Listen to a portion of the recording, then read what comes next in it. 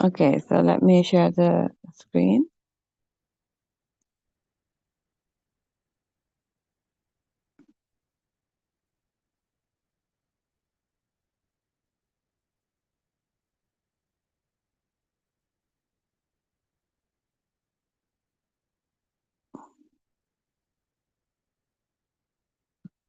Okay.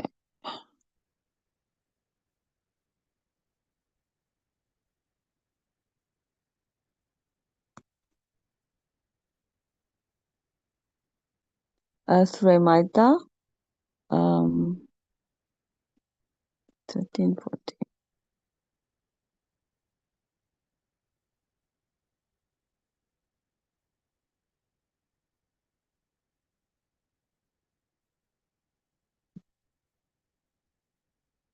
We're going to be doing 15.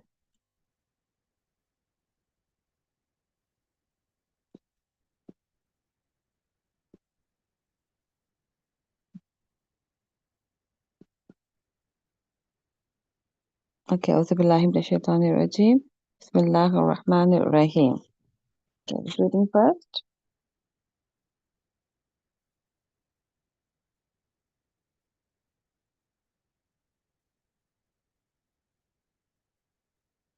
Can you hear me? Can you see the screen? Sorry, yeah, I can see the screen. I can hear you. Sure. I'll read this.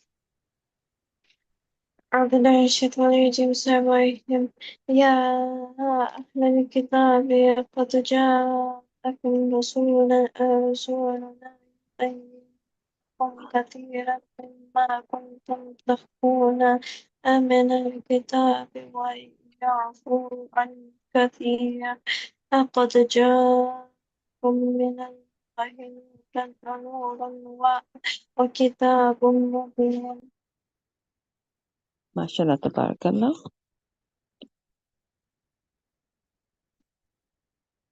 Ya O Ayyuhal Kitab. O the people of the book. Qad surely come to you Rasuluna. Rasul is messenger, Na is our, Yubayyinu. Yubayyin making clear, Lakum for you, Kasiran to you, Kasiran much. Mimma of what? Kuntum you used to.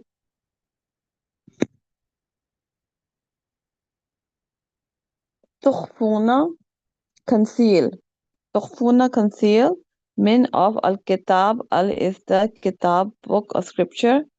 Wa ya'fu. Wa and ya'fu overlook. And of kasir much. Kasir is much. Qad surely ja'akum is came kum to you min from Allah nur a light. Wa kitabun and kitab is a book mubin clear. Read the translation.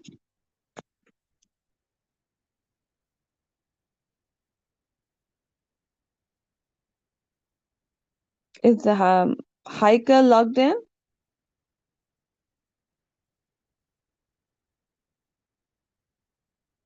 Okay, Abdullah, you can read the translation.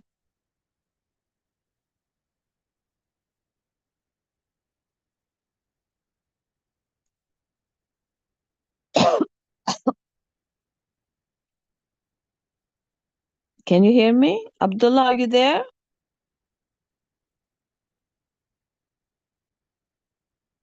Abdullah?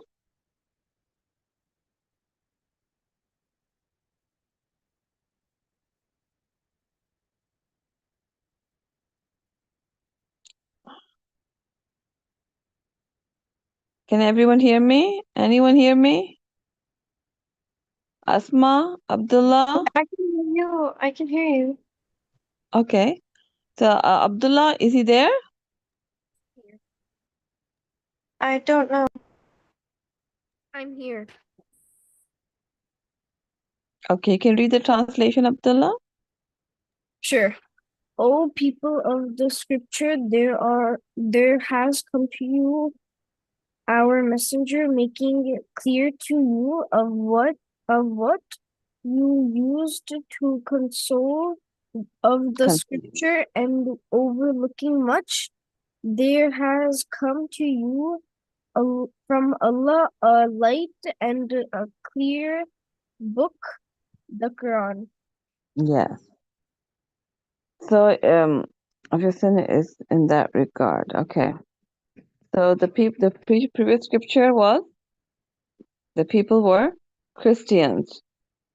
So there has come to you a messenger making clear to you much of what you used to conceal of the scriptures and overlooking much.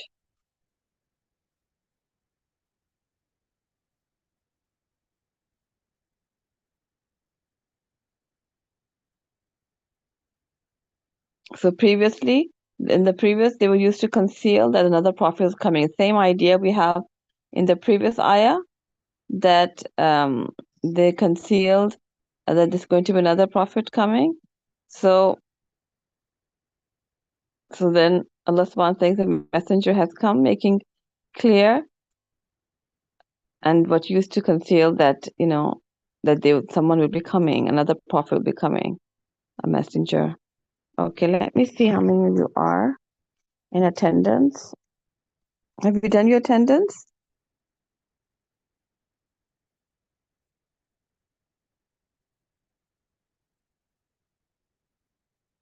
Yeah, I see Abdullah and Asma. Okay, so we're going to stop over here at 16 and we'll do 15 today, right? Okay. Yes. So what do you understand, Asma?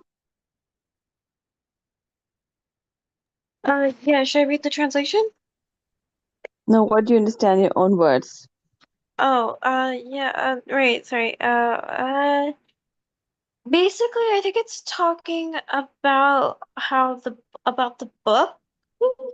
Like, I think it's talking about the juz in the book, or Okay, like because previously, the, yes, that previously they've yeah, made I think it's changes in talking the about book. them, like how they are being sinful and how they're t like how they are in a way, technically, reading the Book of Allah, but it's been changed, and so Allah sent the messenger sallam to like tell them to stop reading this book. It's been changed. You have to read this one. So yeah. Yeah, okay, good. So yeah, that's the thing that the previous people they made changes in the book and they hide it that another prophet would be coming. They removed that. They concealed. That's meant to hide it, right? They concealed that another prophet was coming. So if I have to make a title for this ayah, I'll go that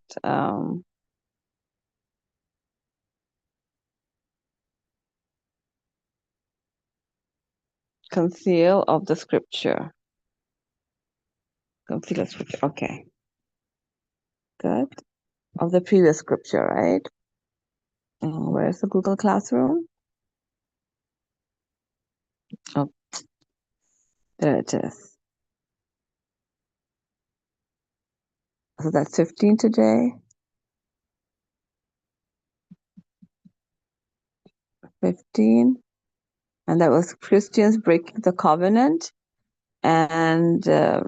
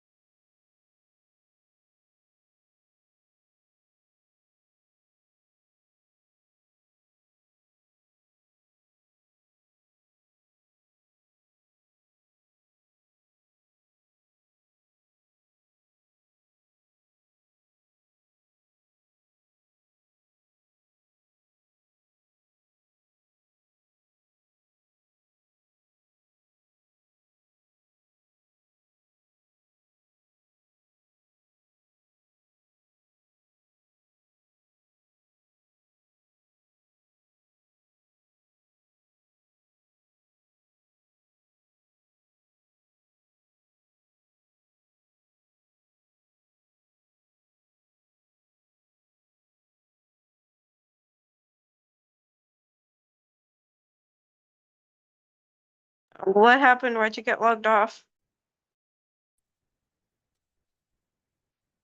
Okay, were you able to see my screen when I was sharing? I, Yeah, I was able to see your screen and hear your voice just fine. so what was the last thing you saw? Did you see IXL? Oh no, I saw the Quran. Oh, so you didn't see IXL Duolingo and I was showing you. Okay. I was still talking and showing it to you, and then I didn't realize that I was logged out.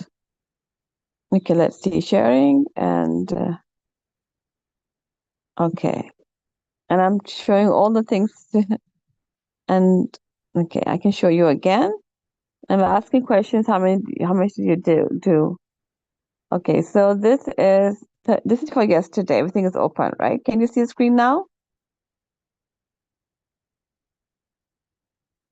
Yeah, I can Yeah. hear. Yes? Okay, good. So there's 155 questions answered yesterday for 30 minutes, and at 10 a.m. it was done. So I have grade 5, grade 7, grade 8, but I have it for math. I don't see for English. Did you do English and science on this too? On IXL?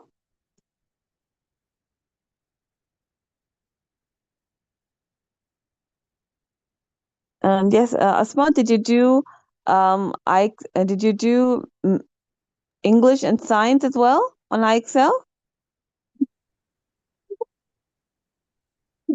Well, we just did math but I, I find it almost under three. Okay, I think your voice is breaking, but that's okay. I'll show you other things. I'll show you Duolingo, how much you've done in Duolingo. Okay, Oh yeah, we didn't really do Duolingo. you didn't do Duolingo. Okay, so today you can do French because we have French and Urdu as well, right? On Fridays. Right. Okay. So should I start now? Yeah, and just I'm going to show you for your one more coding, how much you've done. I was showing everything to you. I didn't realize that screen was not being shared. I'm talking. Oh, this is the progress, okay? This is your progress in coding. Yeah, we just me and Haika we worked together on that third one. Like Okay, Haika would do the stuff and I would just tell her like if to change it or anything. Basically, okay. we kind of made it a dance show or something. We didn't really try. We basically we were just focusing on making sure that it looked fluent and it looked good, and so that way we could do it. So I was just voicing it out, and she would actually click on it because she had a computer and I didn't. Oh, okay. That's fine. It's working together is fine too, but make sure you're able to, I think you can do it on your device as well. That once you're done, then you know exactly what to do, and then your progress will be showing as you've done it too. So, yeah, stay together. If you're working together, that's easy for you to do on your own account. So I can see your lessons over here. Okay. So in the meantime, you can do Duolingo. Okay. Okay, And should anyone share their screen? Should I share my screen or? you can share your screen. Yes. Okay, I'll share my screen and do Duolingo. Okay. Share screen.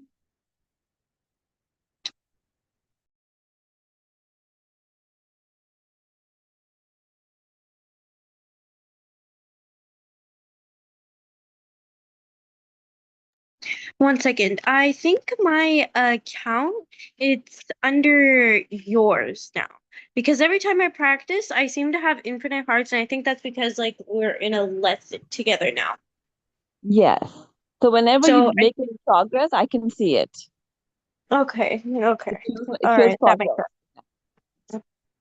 Okay, yeah, I was just saying that because I thought that it was just like a one-time thing and then you'd have to go in again after you close the app or something, but no. No, Okay. now any questions you do, then I have the record of all the students. So I know who's working more, who's working less. That's why I'm showing you every day for IXL, for English Math Science, also for Duolingo, and also for code. Okay? Coding you can do once a week, but I need to see some progress, right? So you can do it for homework or in the class, or you can do it as a self-study. But it needs to be, there should be some progress. Okay? Inshallah.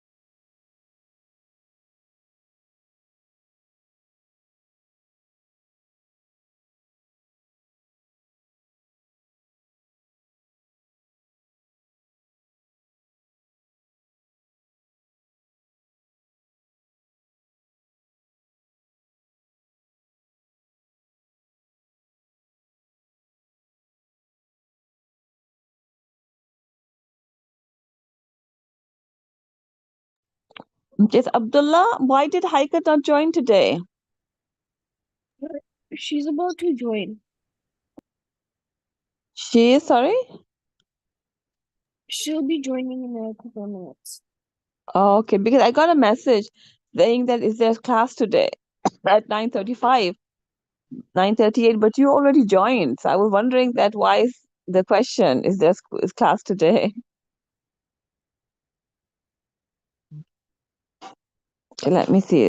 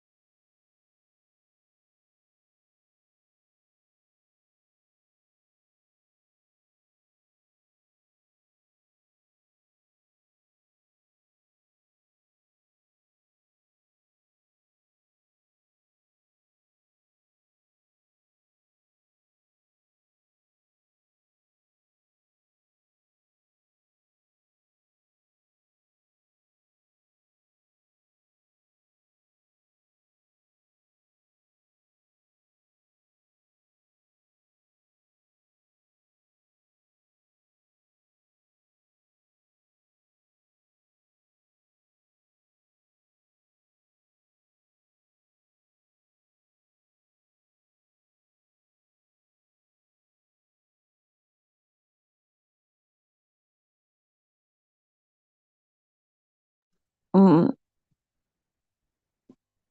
yes, Haika. Assalamu alaikum. Yes, welcome, sir. Yeah, so there's a question that is there's class today, but I was wondering is Abdullah already joined in the morning? So you didn't know there was a class today? No, my laptop was also dead and I couldn't find the charger.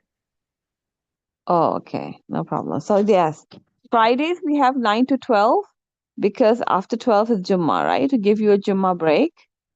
And we were also doing a halaqah at the masjid, so at 4 o'clock. But we had these speech competitions. Yeah, but that's okay. You can do French. So we did the ayah, we did the assembly, then the ayah, and also I showed you the IXL IXL coding and Duolingo, your progress that I show every day. And then today we also have Urdu, right? We have French and Urdu on Fridays. Do you remember last year? Yes. Yeah, so we're going to continue inshallah like that, okay? So Asma is sharing her screen and doing Duolingo. And if you want, you can do after her.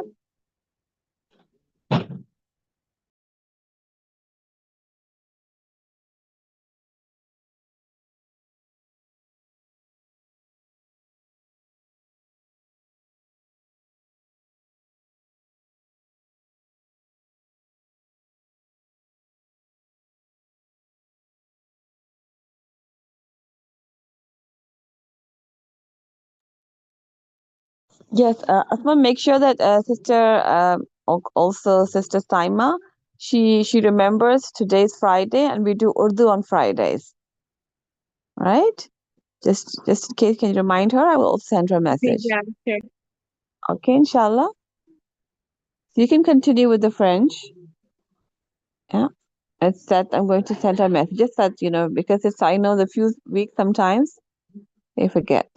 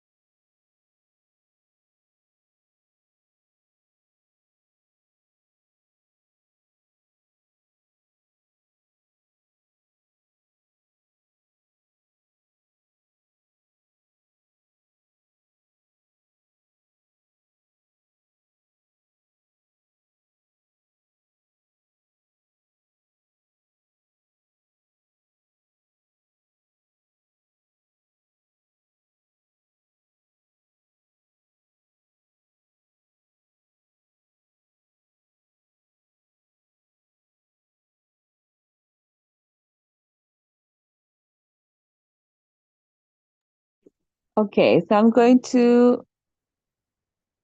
Okay, so this is here.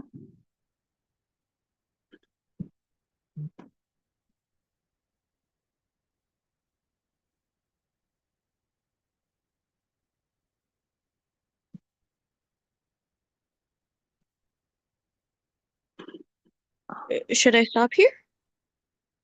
Are you done the whole unit?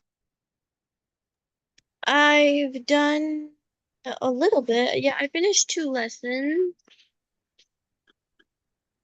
Okay. Sister Shala is here. She can continue. Today is Friday. I wanted the students to, they also do Urdu. Have little different we have. Inshallah. Assalamu alaikum, everyone. Happy Friday. So today we also have Jummah prayer as well after the class. So Abdullah, Asma, and Haika.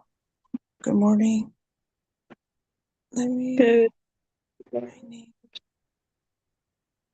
How's everybody doing today? Good. How about you? Hey, your voice. Alhamdulillah. Are you sure? Yeah. So I want Asma. We're gonna start off with the first book, inshallah, for the after. Let's do English today, and then we'll do other subjects. Urdu, and we'll skip math today, unless if you still want to do it, we could do it for a few minutes. So let's see.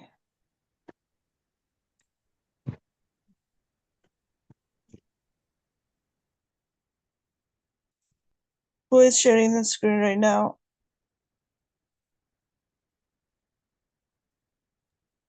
Is it Haika or Asma?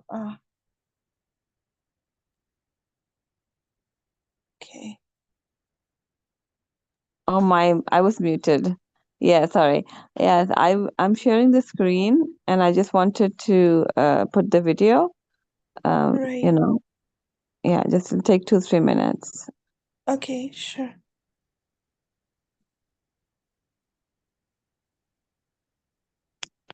Oh, can you hear? Not really. Disconnect audio, it says like maybe.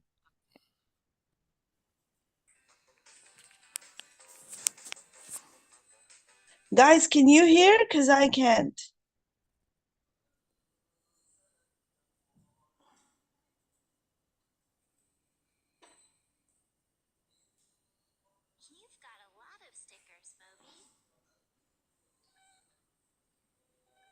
I can't hear.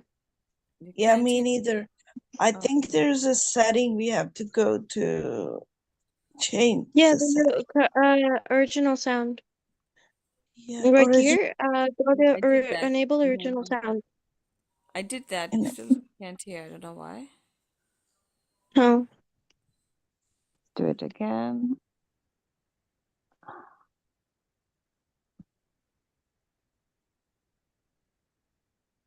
Rewind a little. No.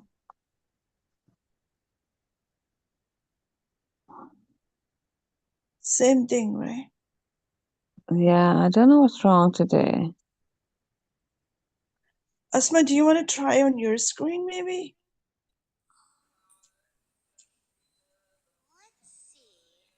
Voice is very low. Even I can't hear it. Can you hear? Yeah, what? 1 sec. Really low, really low. No? Actually, I no. don't hear anything. Yeah, nothing. Normally.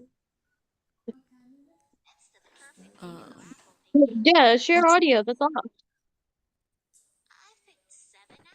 Well, turn on the share audio thing. Yeah. It was there. You see the arrow by the mute button right there? The like kind of translucent thing? Yeah, the arrow. Yeah, over here. My Saba. sorry, Miss Yeah. Saba, if you can turn on the arrow on the left-hand side Yeah, and it's then at the just bottom. Where? We click to get annotating over there.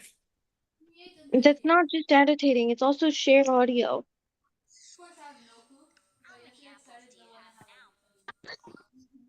Click the translucent kind of arrow. Oh, yeah, Yeah, over that. here. Share audio. No, turn off annotating and right beside it, share audio. Turn off annotate. Yeah, share audio right there. In the middle. No, no, not that. Share audio. In the middle. Yeah, Beside. the middle one, with the speaker one. No, no, no. No, Again, no, no. Back to the arrow. oh, the arrow. Yeah, I get that. Like Asma, I understand what you mean. I don't see anything else. No, when you go back to Arrow. the arrow, we can all see the Where there's arrow. annotate. Where there's annotate, you know that place where there's that option. There's also share audio. Yeah, right Yeah, there. it's Share in the audio. middle It's one. off right The now. middle one. The middle. It's yeah, right there. Turn that on. Now,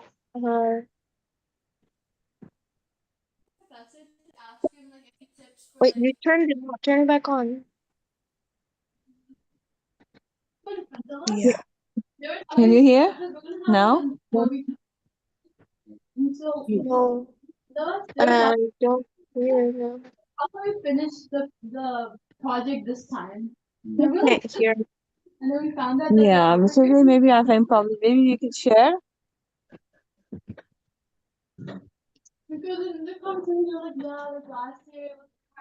Okay. Yeah, Let's so try maybe. So what time does the class?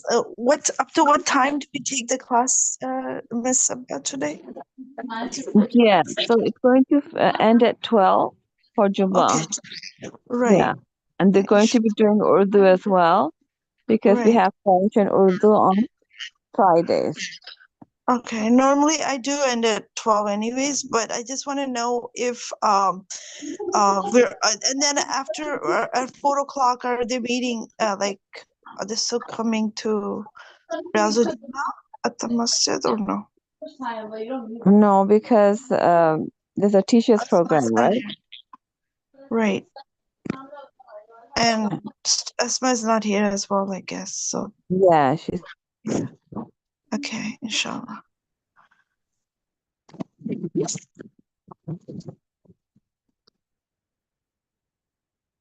So okay, so Asma, we're waiting for you to share, inshallah. Share my screen. Brain pop doesn't work Yes. for me though. Okay, that's fine. Oh, Sister wait, Shelley, no, you the video continue. does work. Wait, no, the video does work. Sorry. Yeah, Okay. try. Okay, I'll share my screen. Okay, go. So go to so brain pop, right? Then here too. Brain.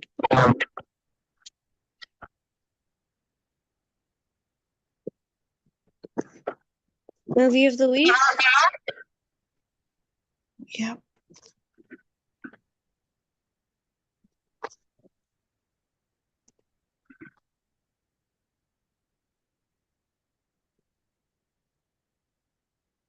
Mhm.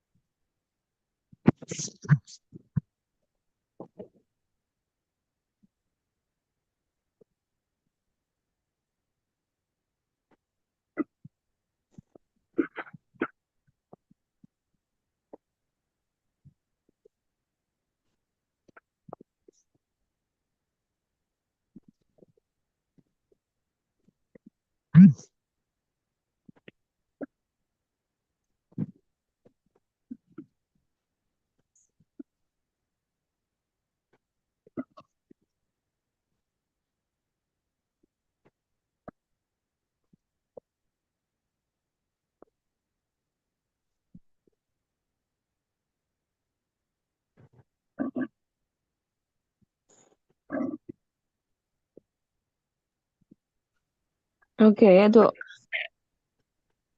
I don't see anything on the screen. Don't see. I'm sorry? Anyone sharing the screen? I was sharing my screen. Yeah, okay. I was able to see it, yeah. Okay, let me see Oh, what's wrong with mine. that's my, actually, I'm just putting like for not to celebrate. So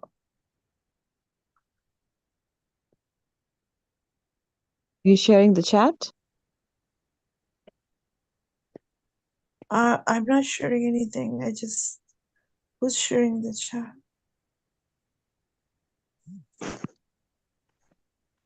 Oh, you're writing on the chat. Yeah.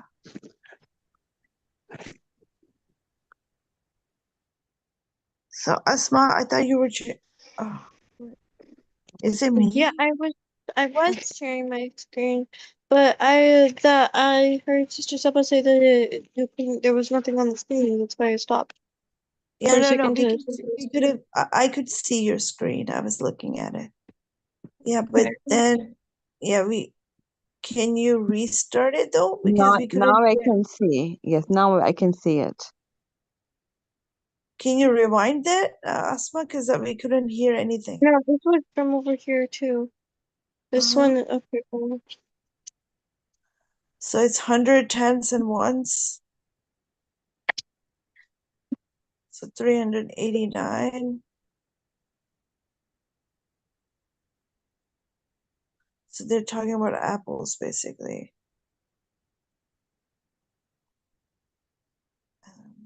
Pumpkins.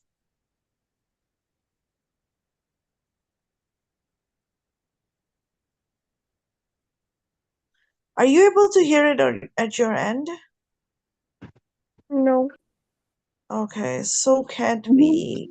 If you can't hear it, then nobody can. That's okay. You can, yeah, if it's not working today, or you can read from the sides. Yeah, it's Yeah, okay. It's let's going to finish in 2 minutes. Yeah. It's important to understand what is less than and more greater than the sign, you know? So it's like a V sign vertical, and it's always open to the larger number. And at the end, when you see the shorter, that's where the alligator, right? Like the alligator face, that's a bigger number always. So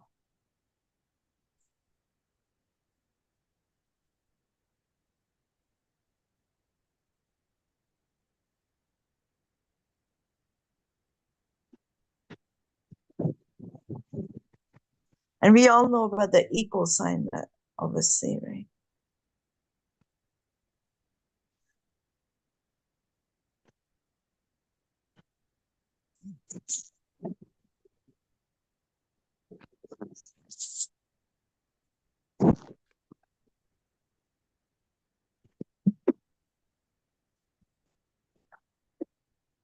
Okay, that's the end of it.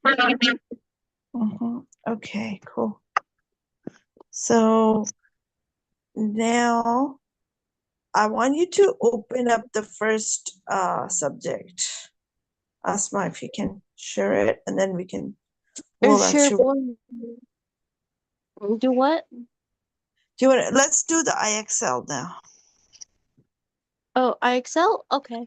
And then we will go for the, English, math, and Urdu today. Inshallah. Okay, I'll do first math then. Mhm. We also have Urdu class today, so Yeah. after, like at the last period, we'll have that.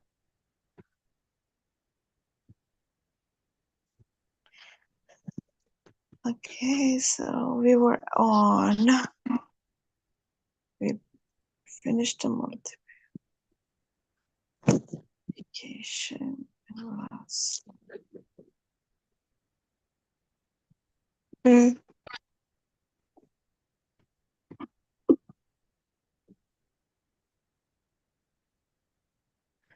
Okay, positive, negative. We did this yesterday, right? So we could have a better No, idea. we did something different. We did minuses and minus and plus. This is times and dividing.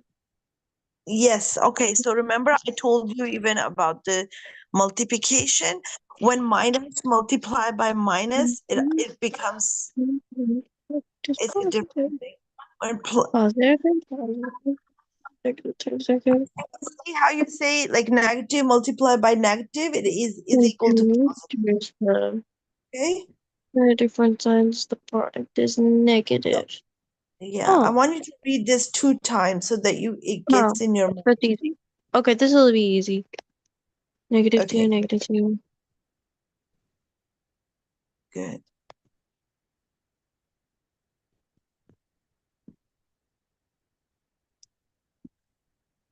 So when positive is positive, multiplied by positive is always positive.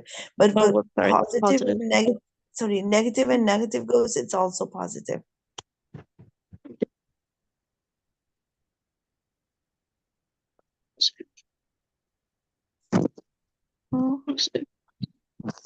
Good. Make sure Haika and Abdullah, you're also paying attention because this is something we should all know.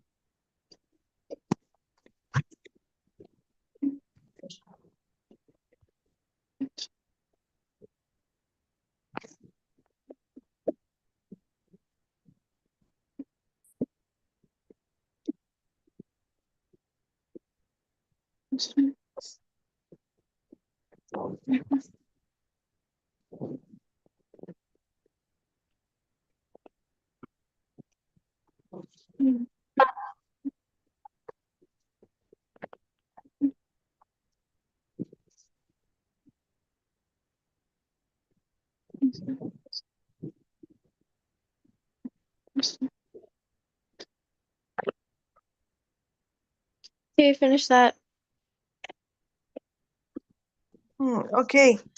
So now we're gonna have to do. So you finished the IXL. Now we're gonna go back to the. Do you want to continue another chapter or no? No, wait, no, we can do. Should I do? No, we don't need to English. continue. Let's do Let's do English then. English. Yeah. Oh, whoops, no. I've already finished this. Mm-hmm. So we'll have each student complete all the subjects, and then we'll go to the next student. Inshallah. Okay. And Okay.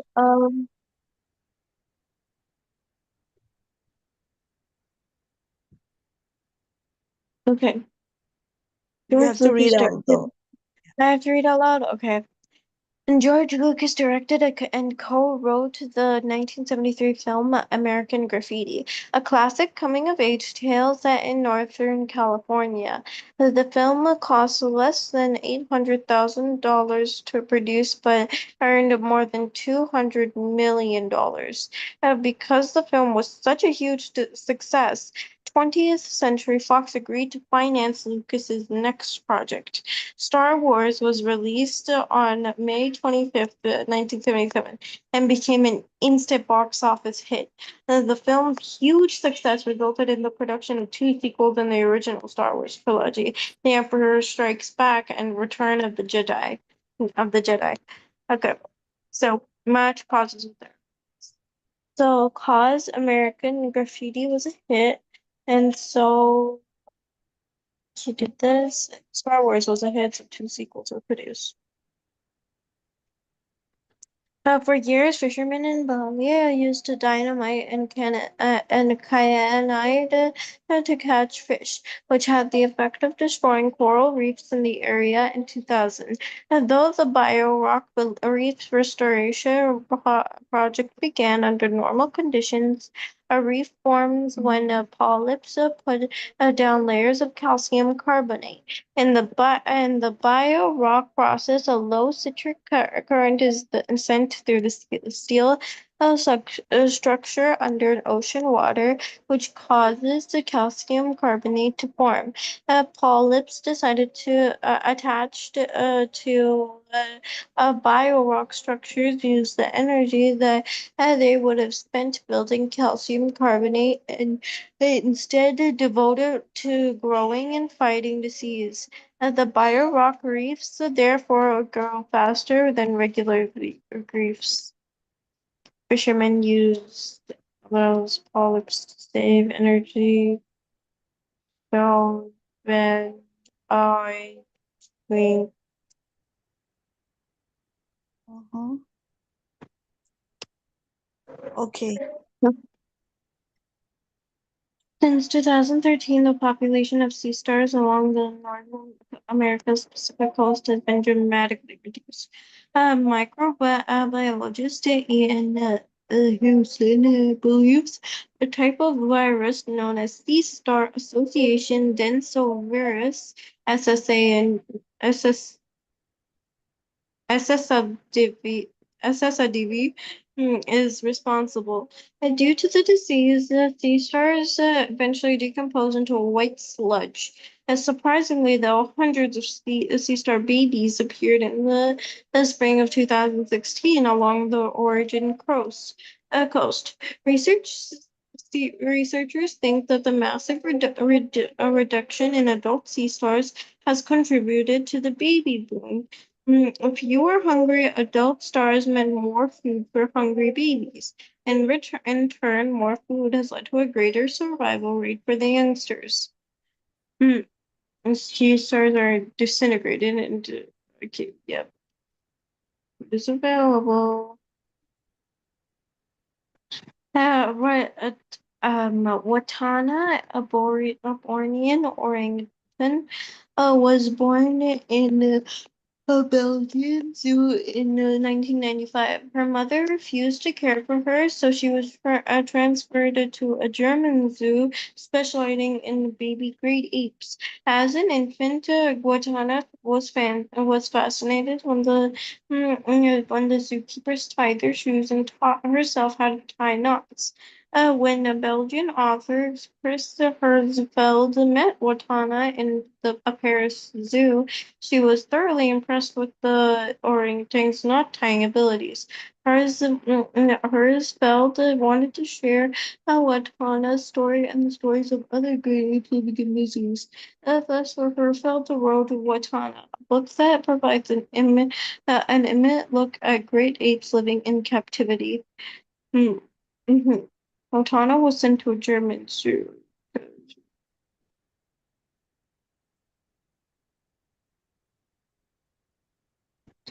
The grizzly is a large, powerful bear standing about 2 meters tall and weighing approximately 360 kilograms. Due to their impressive size and intimidating strength, many early settlers who explored the American West documented their encounters with the bear. When Lewis and Clark were traveling the Pacific Ocean in 1805, for example, Lewis recorded how grizzlies surrounded their camps in the state of Montana. As settlers continued to push westward, grizzlies were hunted and pushed out. Therefore, the majority of grizzlies in the American West have disappeared. Some wildlife experts are concerned about the small number of grizzlies in North America. Explorers record a grizzly sighting.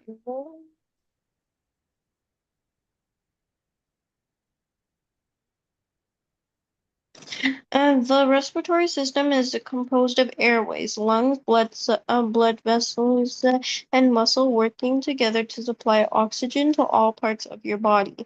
The diaphragm, the diaphragm, a muscle located between the lungs, plays an important role. When you inhale, the diaphragm squeezes or contracts and moves downward. As a consequence, there's more room for the lungs to expand as they fill with air. When you exhale, the diaphragm relaxes and moves upward, which leads to air being pushed out of the lungs. Mm. When air moves into the lungs, the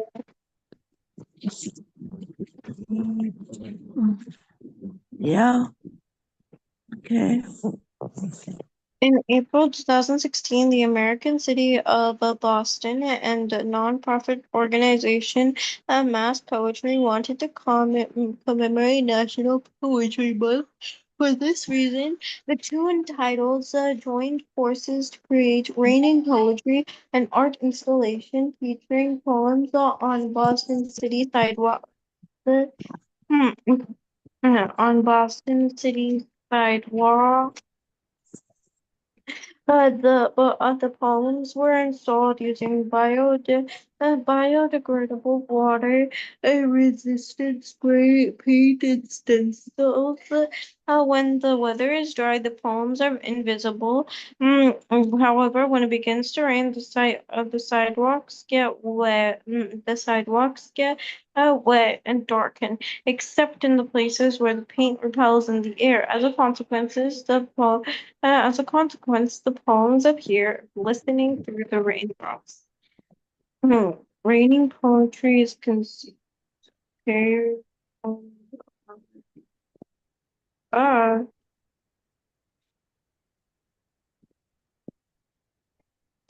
Uh, you probably have heard of the pH scale, which measures how acidic or basic different solutions are.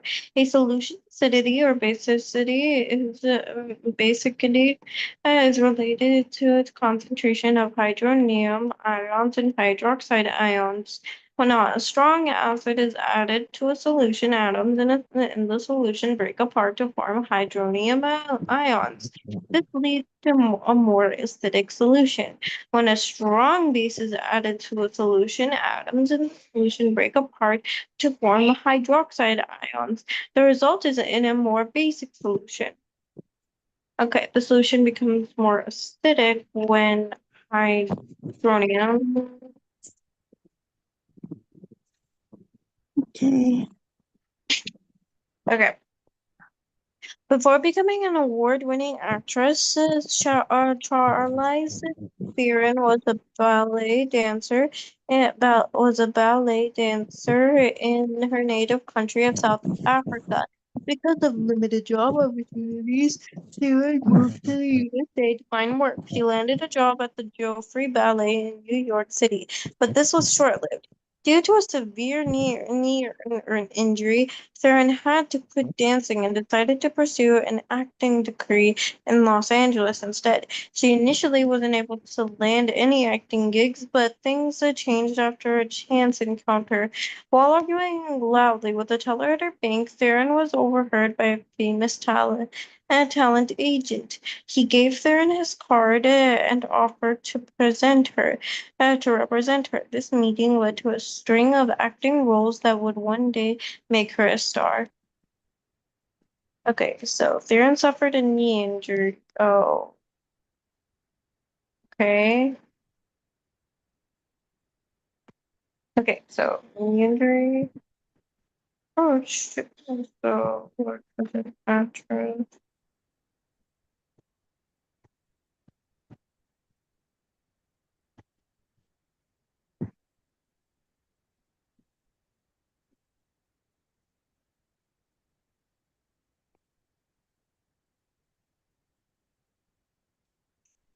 Okay.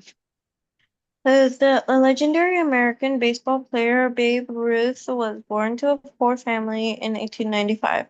As a young boy, Ruth was constantly in trouble. Thus, his parents sent him to a school. Ruth learned to play baseball at the school and learned natural skill for pitching and hitting. Jack Dunn, the owner of the minor league Baltimore Orioles, was particularly impressed with Ruth's pitching and therefore signed him to the team when Ruth was only 19. It wasn't long before Ruth was called to the major leagues. However, he spent 5 years with the Boston Red Sox and then joined the New York Yankees, where he led the team to 4 World Series championships and became a crowd favorite. Due to Ruth's star power, the new Yankee Stadium, built in 1923, was known as the house that Ruth built. Okay, so Ruth joined a minor. Okay, Ruth learned to play baseball. Ruth was an excellent pitcher. Yankee was a house.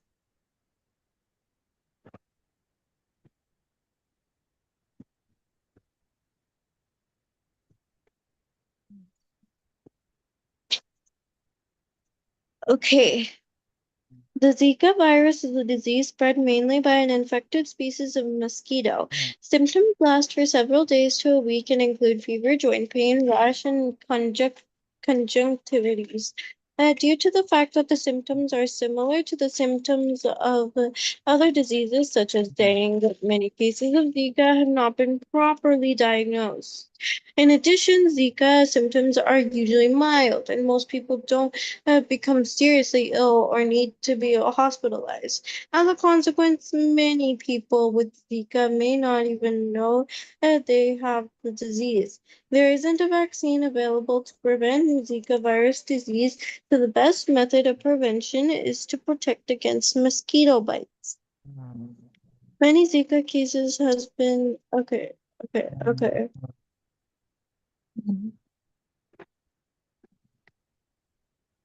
Okay, Zika symptoms are similar to those of other diseases.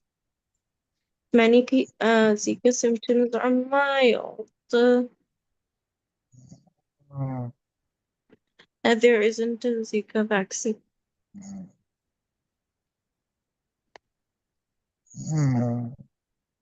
Mahatma Mahatma Gandhi was a leader in India's battle for independence from Britain. His fight for civil rights began in South Africa. During a train trip, Gandhi was asked to move to the back of the train because of his skin color. Since he refused, he was forced off the train. He decided then to fight racial discrimination. In 1915, he returned to India and was appalled by the British leadership treatments of Indians. He wanted India to be free of British rule. For that reason, he called for a campaign of peaceful protests. Meanwhile, tensions were flaring between India's Hindus and Muslims. Although India was granted independence in 1945, the two religious groups could the two religious groups couldn't reach consensus. India was therefore divided into two independent states, predominantly Muslim Pakistan and predominantly Hindu India. Hmm. Okay, so the Gandhi refused to move to the back of the train, so Gandhi was removed against his will. Gandhi wanted India's independence from Britain, so Gandhi organized massive protests. Now, Hindus and Muslims could not reach an agreement. The subcontinent was divided into India and Pakistan. Right.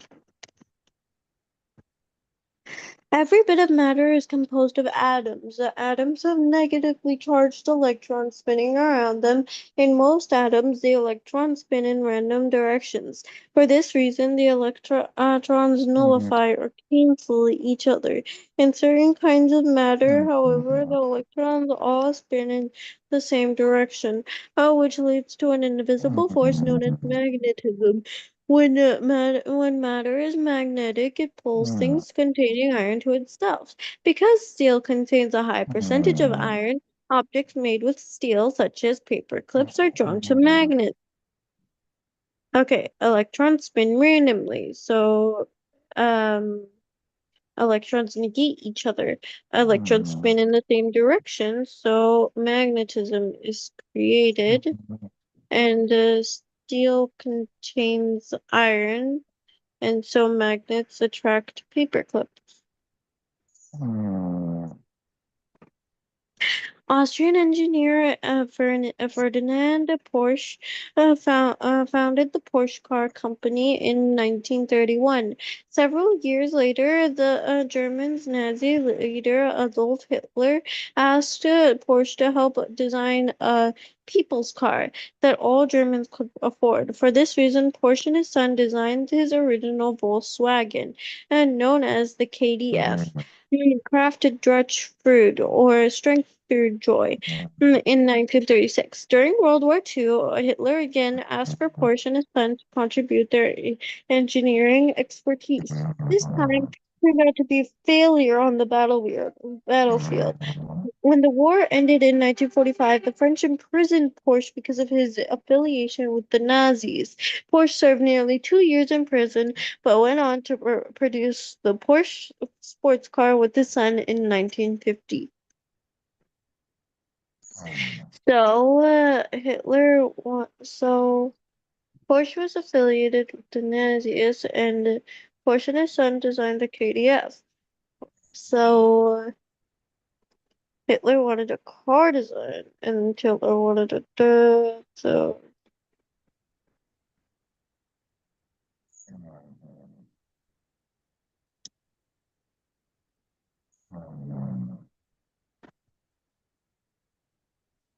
Alexander Alexandra the Great was born in 356 BCE in Macedonia to King Philip II and Queen Olympia. As a boy, Alexander was educated by Greek philosopher and teacher Aristotle and learned military tactics from his father. In 336, King Philip was assassinated. Oh God. Therefore, Alexander ascended to the throne. The young king proved himself to be a formidable military leader, displaying not only courage but also unsurpassed strategic ability. As a result of his military prowess, Alexander conquered Persia and Asia Minor by 330 BCE. By 327 BCE, he had taken control of Afghanistan, northern India, and Central Asia. On June 13th, 323 BCE, Alexander died at the age of 32. He had failed to become a success. He had failed to name a successor, and thus his great empire fell apart. Philip II was assassinated, so Alexander took the throne. Alexander was a brilliant military leader, so Alexander became king of Asia, Babylon, and Persia. Alexander did not have a successor, so Alexander's empire collapsed.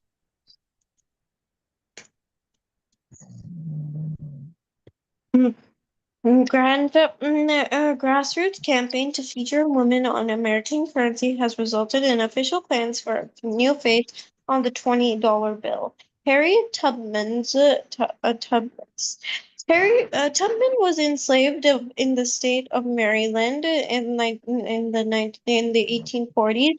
In 1849, Tubman successfully escaped,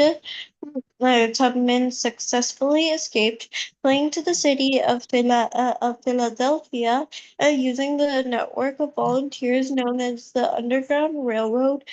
She returned to the South several times, guiding her family and others to freedom via the Underground Railroad. Her efforts to help other enslaved people reach freedom led to her being given the name Moses.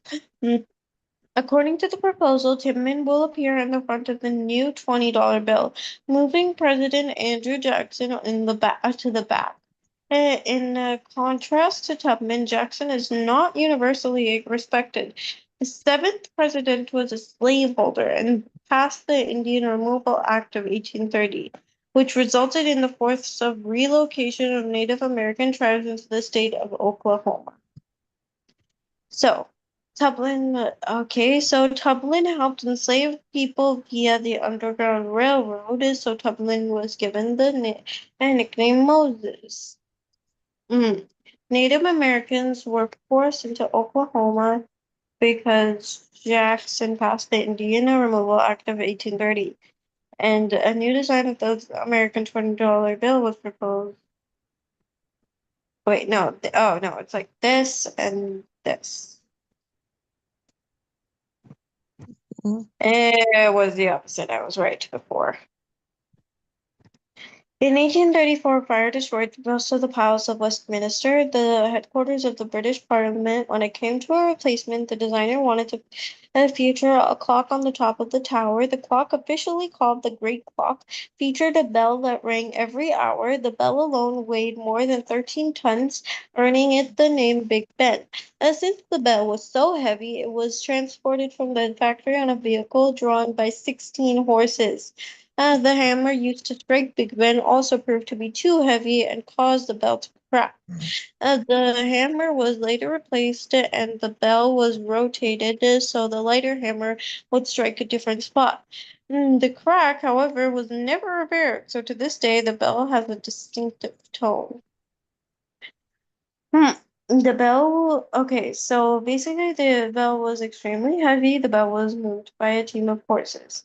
The hammer was too heavy, so the bell cracked, and the crack was never fixed, so the bell has a unique sound.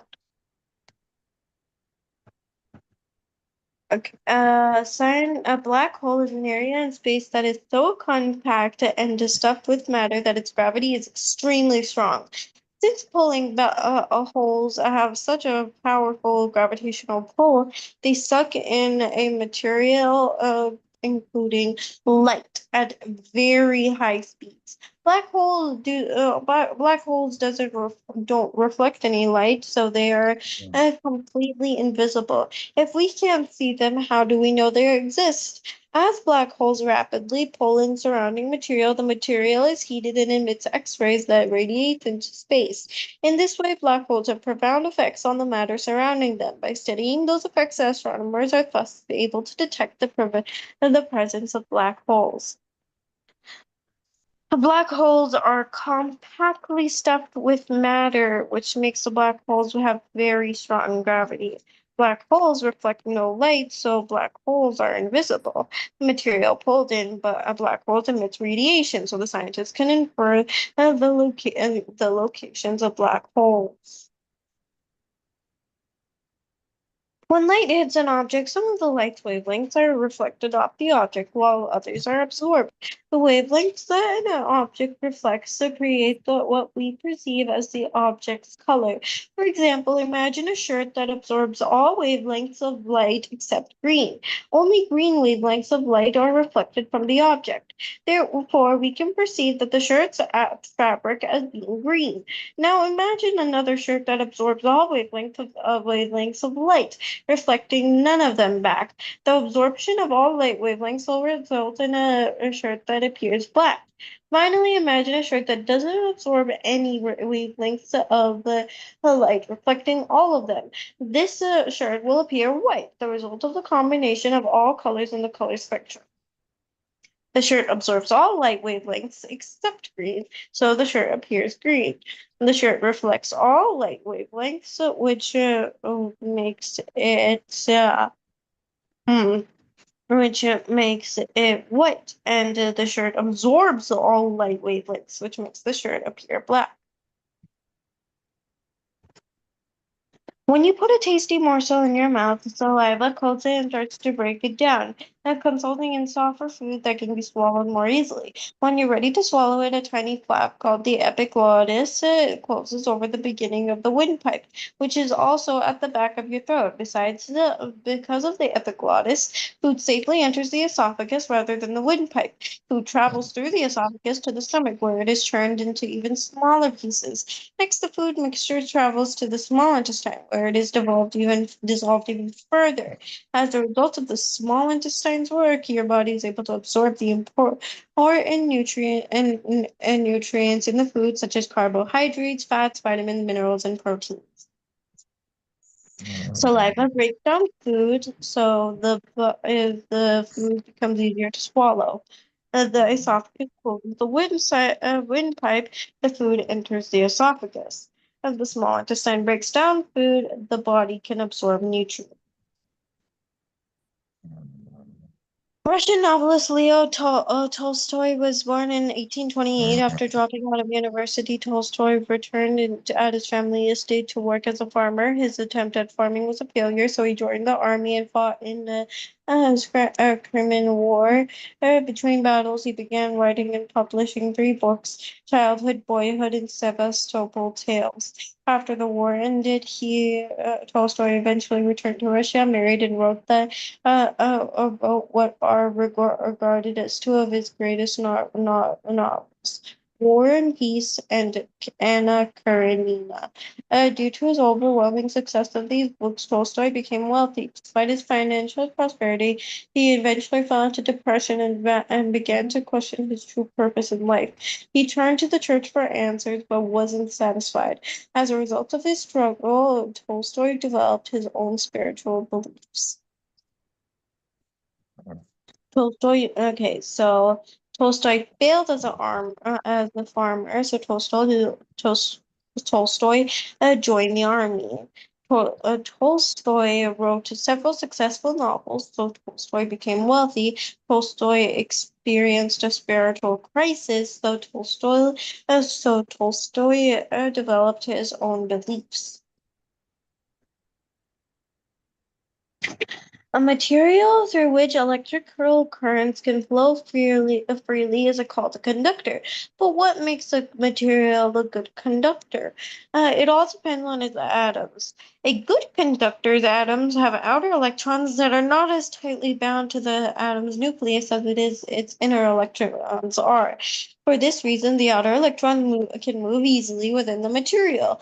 Metal atoms often hit this description. So metals such as copper tend to make excellent conductors. Copper wires are often used in electrical systems. When you'll notice when they're usually covered with plastic. Plastic is a material known as an insulator. The electrons in a plastic or other insulator atoms are tightly bound and thus cannot move easily. Consequently, when a copper wire is wrapped in plastic, humans who touch the wire are protected from the getting electric shocks. So, the materials made up of these atoms are conductors because electric shock, because the materials made up of because some atoms contain outer electrons that are loose and can move.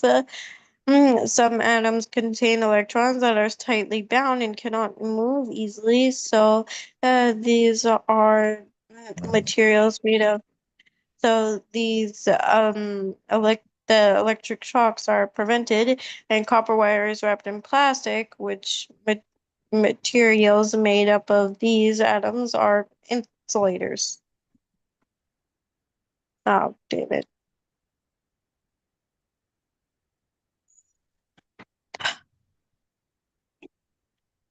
Tides are the ultimate rising and falling of large bodies of water. Tides are caused by the gravitational pulls of the sun and the moon. In a high tide, the sea level is at its highest point in the tidal cycle.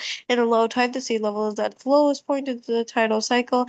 During a new or full moon, the Earth, sun, and moon are lined up, which leads to spring tides. A spring tide is when the tidal range is largest. Spring tides combine the highest high tide and the lowest low tide.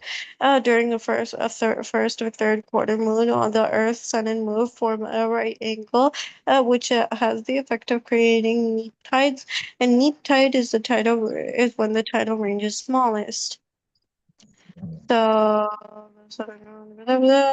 the Earth, Sun, and Moon are aligned. So tides form, tides form.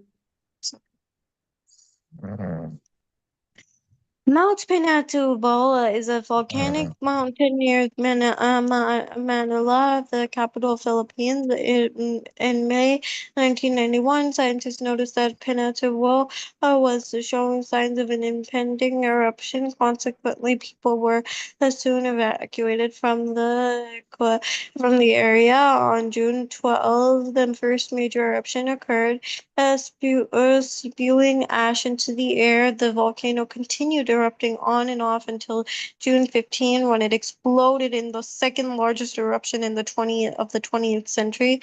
The eruption was the cause of the summit collapsing into the caldera or volcanic crater, and nearly 3 kilometers across. Meanwhile, tropical storm Yunya was passing over the Philippines.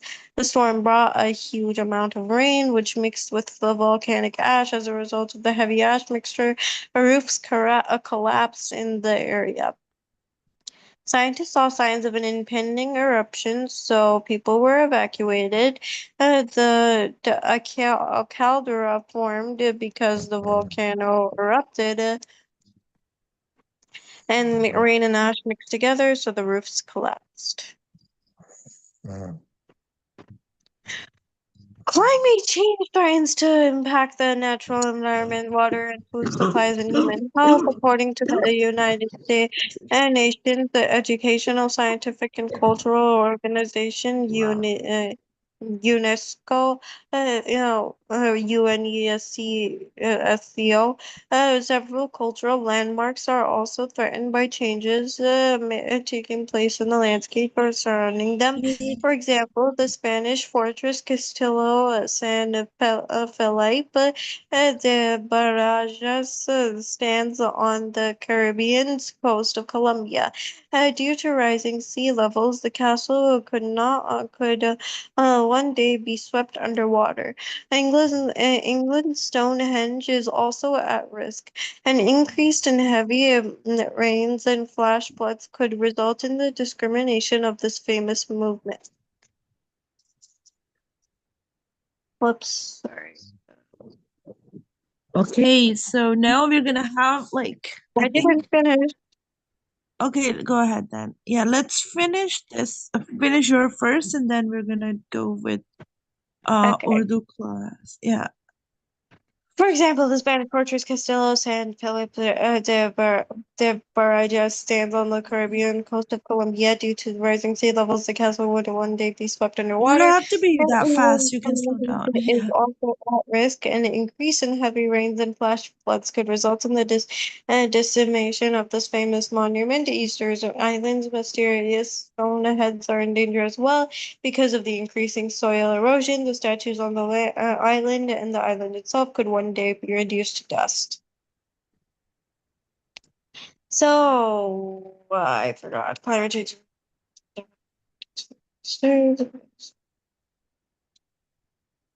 For example, Okay. So, are you all done now? no, I want Haika. Can you share your screen now? It's your turn now to do math and English, and then we will do Urdu at the end all together. okay. Oh, I stopped sharing. Okay. Well, anyways, you can Yeah. finish. I thought you were done, so you can continue if you're not done yet. But you don't have to be that fast. You can, kind of. Otherwise, you won't understand if you're reading so Okay, fast, I'll right? share my screen again. Um, okay, Colombia's fortress is at risk because the sea levels are rising. Oh wait, no. This fortress is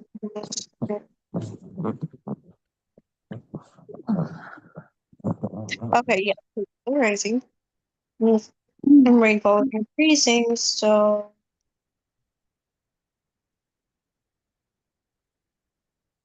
Stonehenge is at risk. Oh my God, I cannot. It just gets so long. In 1882, Russian Dr. Robert Koch discovered the bacterium that causes tuberculosis, an infectious disease that mainly affects the lungs. At the same time, doctors began to understand that microscopic organisms, not dirty air, cause some diseases. As a result of Koch's work, it was understood that tuberculosis was contagious. Health officials wanted to stop the disease from spreading, so public health campaigns were launched in North America and Europe. Oddly, many campaigns warned that women's fashions would spread the disease. Oh, wait, really? At the time, long skirts that trailed along the ground were in fashion. It was believed that these floor-length skirts picked up germs on dirty streets and brought them into the home.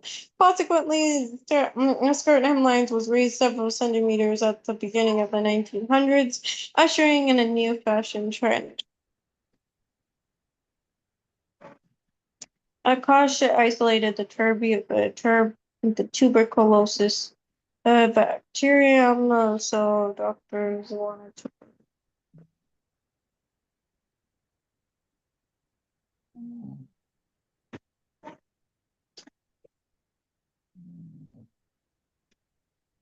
Oh my God. In 1978, Sally Ride was completing her PhD in physics at Stanford University in the US state of California when she saw an advertisement in the university newspaper. NASA was seeking scientists, including women, for its astronaut program. Ride had always been interested in space exploration, so she applied and she was one of the only 6 women accepted. After rigorous training, she became the first American woman in space. On the Space Shuttle Challenger in 1983, she completed a second mission of the following year.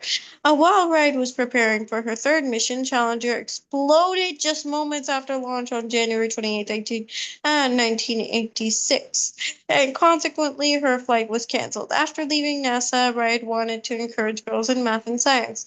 Therefore, she started her own company, Sally Ride Science, which sponsored science and technology programs for girls. Right answered. Okay, so right answered a NASA advertisement because has Wright found it. Sally Wright was always interested in exploring space.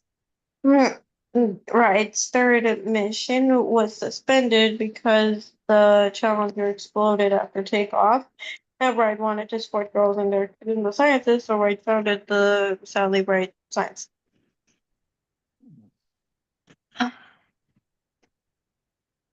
All living organisms are made up of carbon. Carbon is also consequently being added into and removed from the atmosphere during photosynthesis. For example, plants extract carbon from the atmosphere along with water and sunlight and turn it into sugar and oxygen for nourishment. As a result of photosynthesis, carbon is taken out of the atmosphere. In contrast, burning fossil fuels such as oil and coal leads to the release of carbon into the atmosphere in the form of carbon dioxide. The carbon dioxide is a greenhouse gas that acts as a blanket, trapping heat around the Earth. Humans have burned so many fossil fuels that there is more carbon dioxide in the atmosphere than there used to be. Due to this increase in carbon dioxide, Earth has become warmer, basically global warming. Photosynthesis takes place. So that's because um,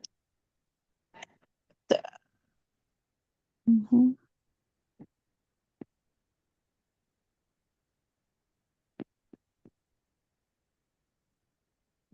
Okay.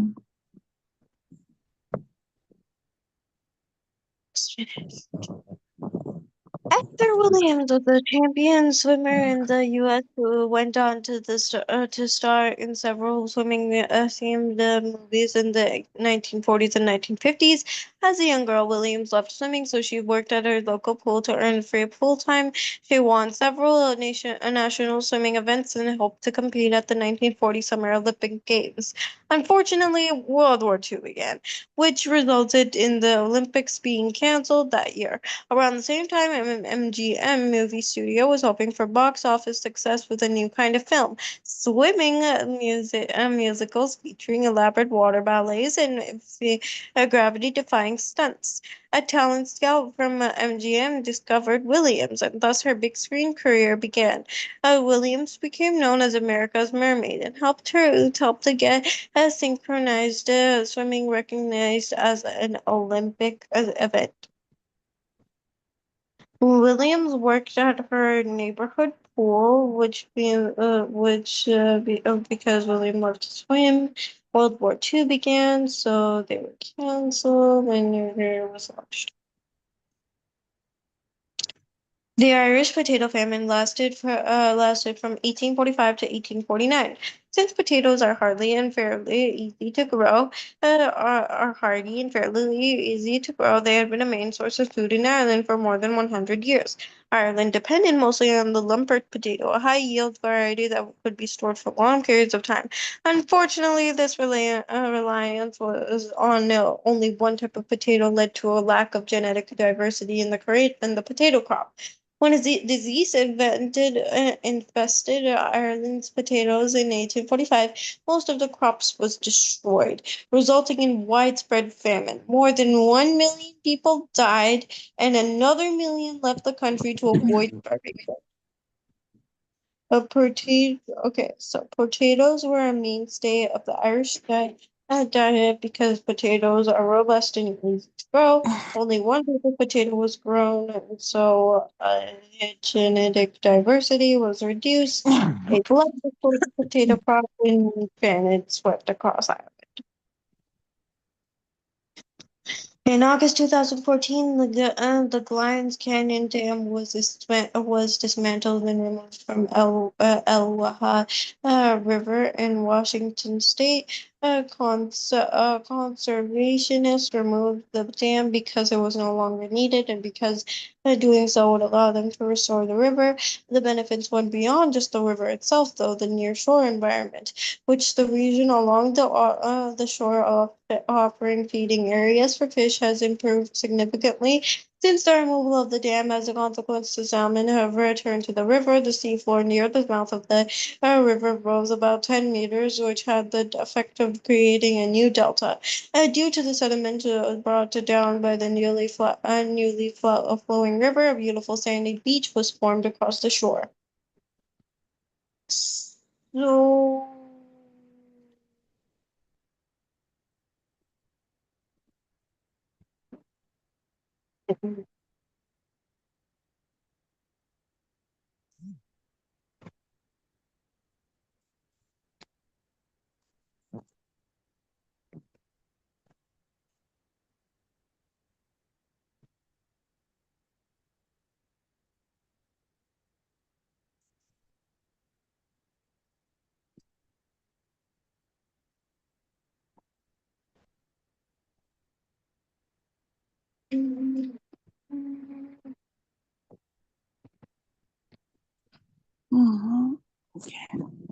if you've ever tossed coins into a fountain and made a wish, you may have wondered what happens to all that money. Since all of those coins can clog up fountains, the coins are regularly removed by city or park officials. In New York City, however, most of the coins have already been removed by entrepreneurial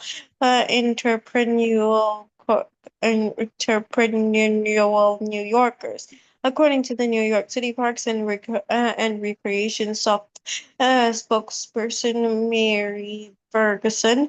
Thus, there isn't much money left to be removed. It's a different story at Rome's Trevi Fountain. However, Roman officials are known to crack down on skimmers, people who take coins from the fountain.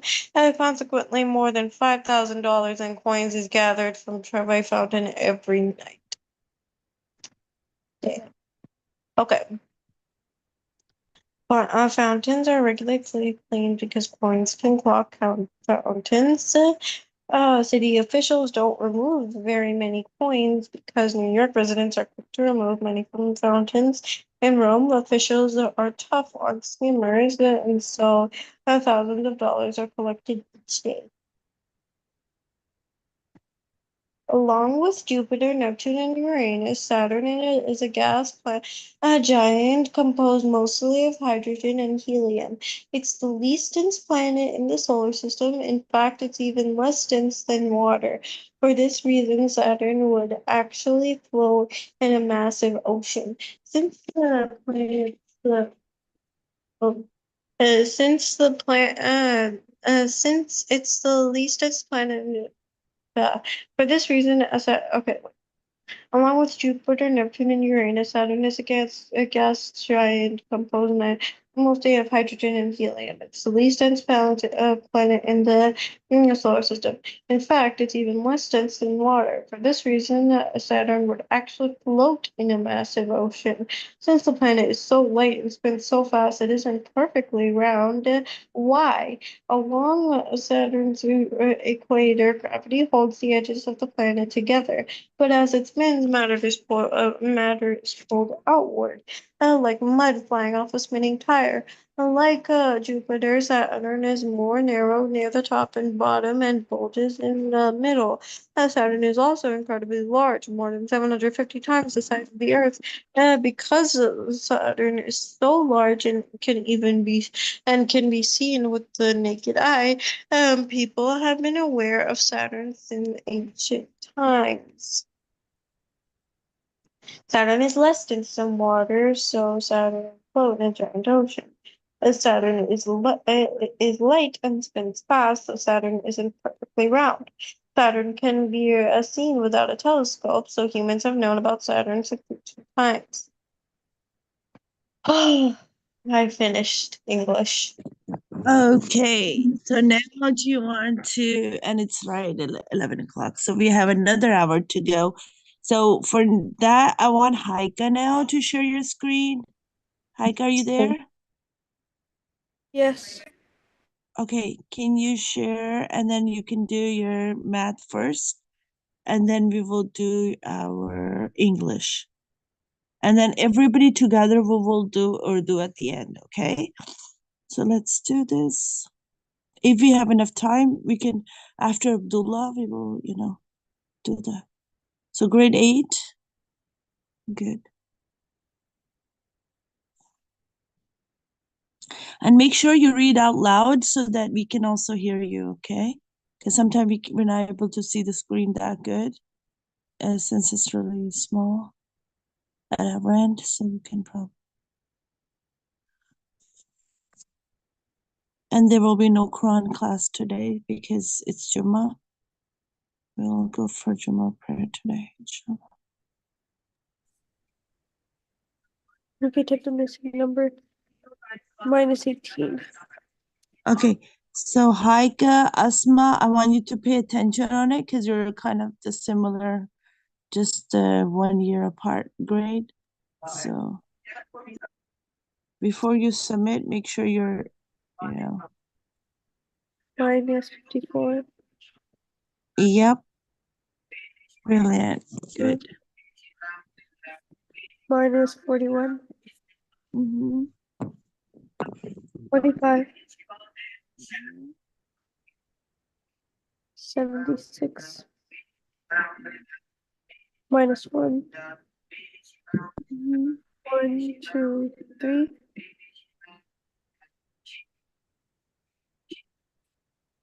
87 and 84.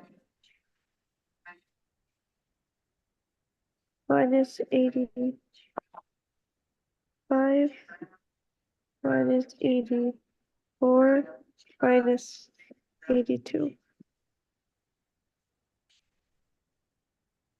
48. 54. -2. 1, 2. 0, 10. -40. -20. 20. 20. 40. Wait, no.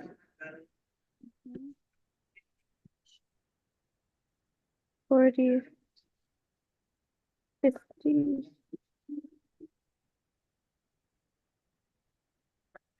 -60. 20. -40. -35. -46. -40. -40. -30. -20.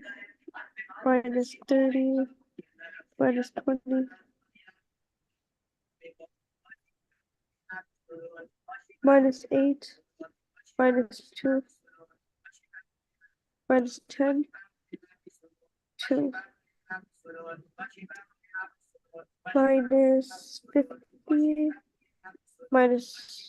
-20.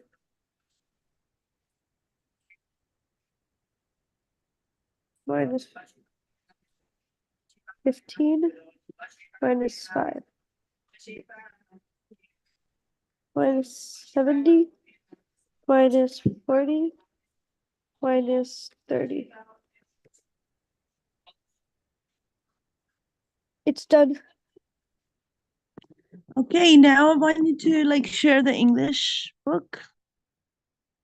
Unless you want to do the second chapter as well, like the second part.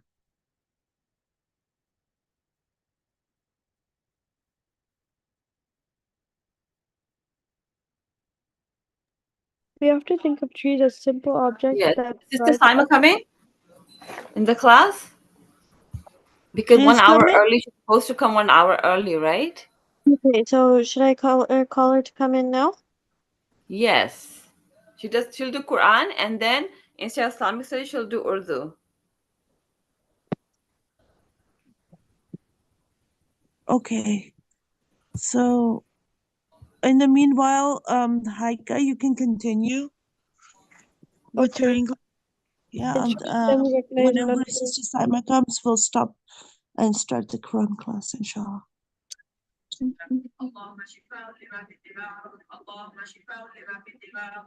World Wide Web connects the roots of the numbers trees in the forest using the network. Trees can communicate with one another They can share water, carbon, nutrients, and protective compounds with one another. Scientists believe that one explanation for this phenomenon, conditions with many resources, transfer these resources to tree growing in less favorable condition. In this way, trees in the forest ensure the health of the entire community.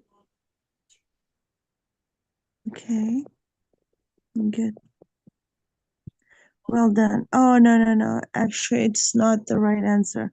So we have to read really carefully before we submit. In 2007, a boy in Nova Scotia wore a pink polo shirt on the first day of high school. According to students, bullies threatened the boy because of his shirt color. Two seniors, David Shepard and Travis Price, were disturbed by the bullies and came up in response. They emailed classmates explaining the situation and struggling that everyone wore pink. The next day, they also bought 50 pink shirts to distribute at school. When the boys who had threatened arrived for the second day of school, we met hundreds of fellow wearing pink. The action served as a clear anti-bully message. The news of the event quickly spread to another school, many of which installed their own pink shirt day. Mhm.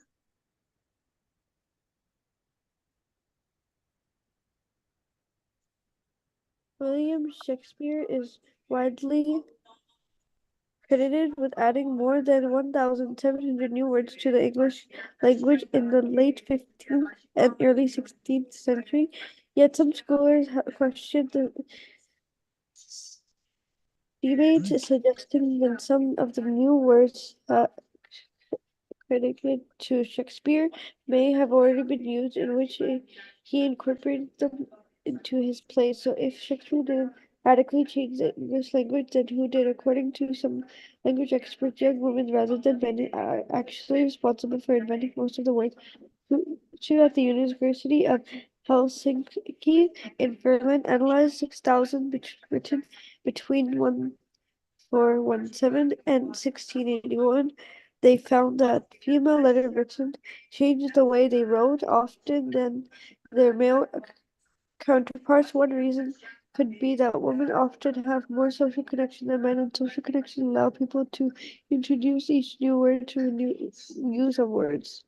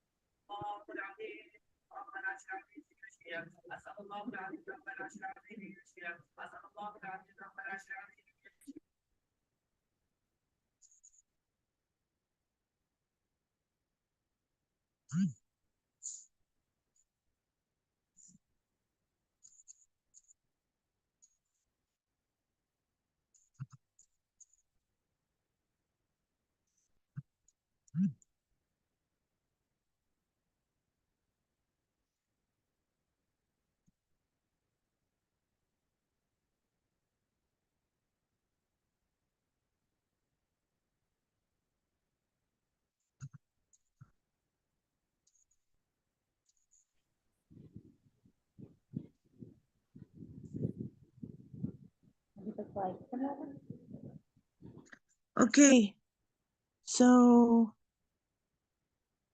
are you still sharing your screen? Okay, Sister Saba is here.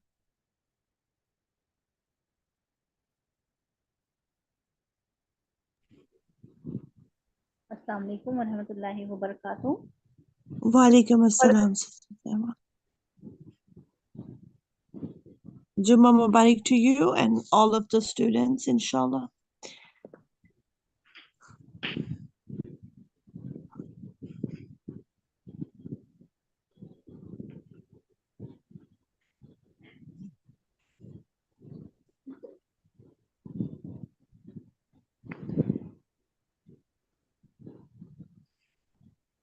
Okay, रब इश्रह ली सदरी वयस्सिर ली अमरी वाहलुल उक़दतम मिन लिसानी यफ़क़हू क़ौली।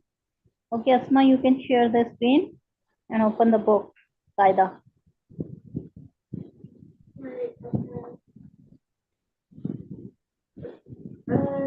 Yeah, so today we're doing Urdu.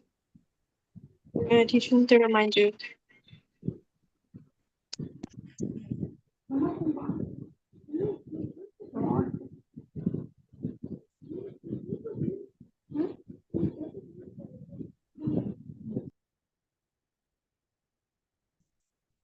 Okay, so um Qaida or today we were supposed to do Urdu. Urdu today? Yeah, it's Friday. Yeah, take out your Urdu Qaida then. Can you share the screen, Asma, with Urdu Qaida? Okay, yeah, I'll share my screen.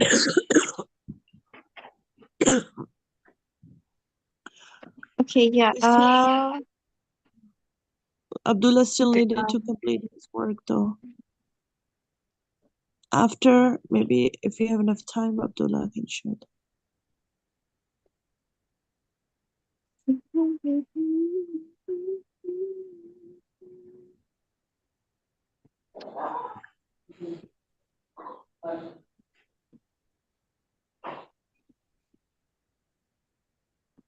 Actually, it's Sister Saima's class. It's supposed to be Quran class right now. And then after, if we have enough time, then we can do that.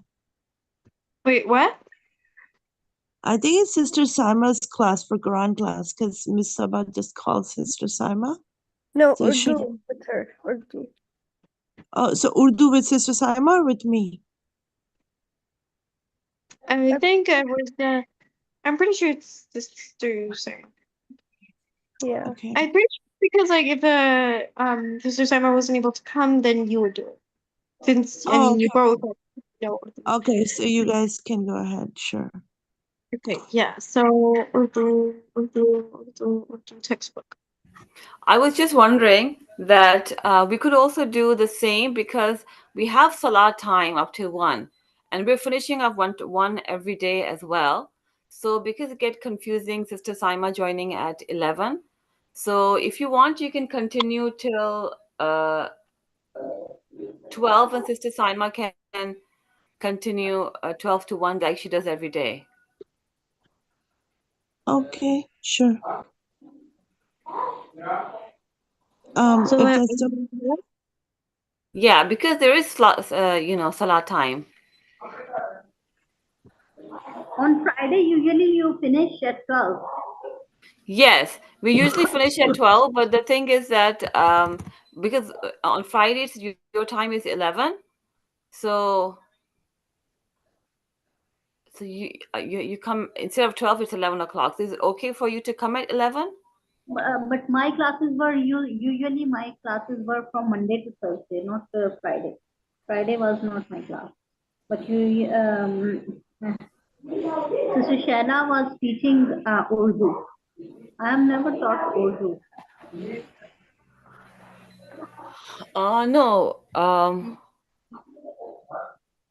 no, I think it was Sister Mhm. the other teacher was teaching. Yeah, I can do that. I have been teaching Urdu before. Yeah, that's true. Yeah. Inshallah.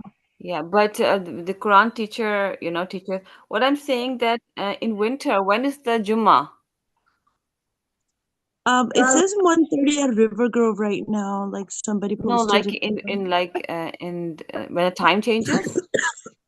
Oh, okay. That we have to check because every day, like the time Yeah. changes. I think I'm because like, right now it's 1 o'clock. We'll continue the same way. Mhm. At 1 o'clock, we'll finish. Today, if Sister Simon can continue, she's here, or she can start at 12. But Urdu is Sister Saima will do Urdu, and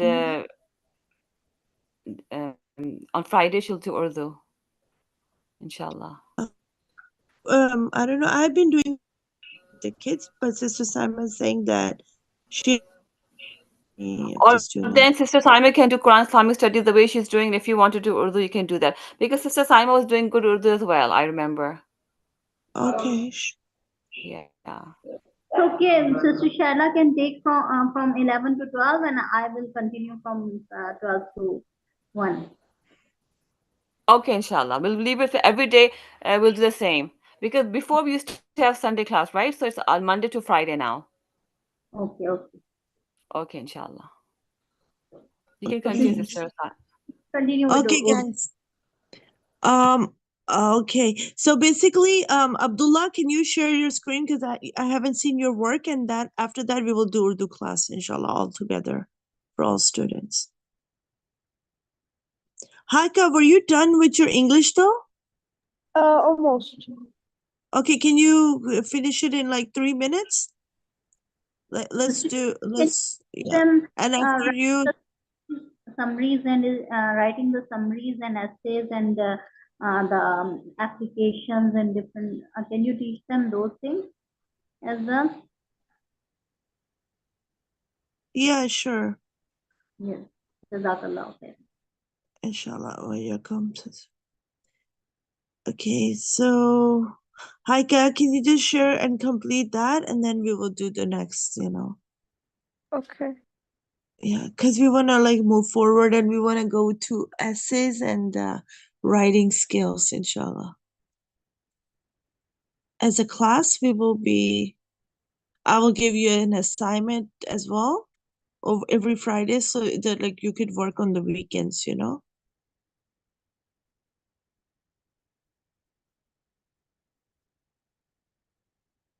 Are you there?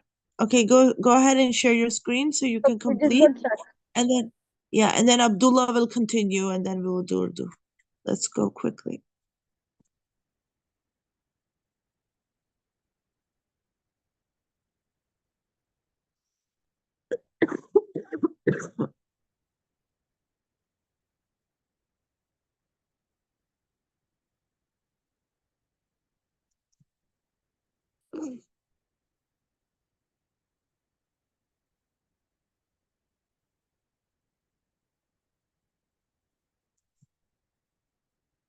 Are you able to open it though, Haika? It's just loading, and then once it loads, I'll share my screen. Okay, no worries. And make sure Abdullah is ready right after Haika. And then I'm gonna give you a homework to do. And then after that, we will do inshallah. In the meanwhile, Haika, can you read out what I just wrote in the chat? Like for the 8 good reasons why Muslims do not celebrate Halloween so that we know? Okay.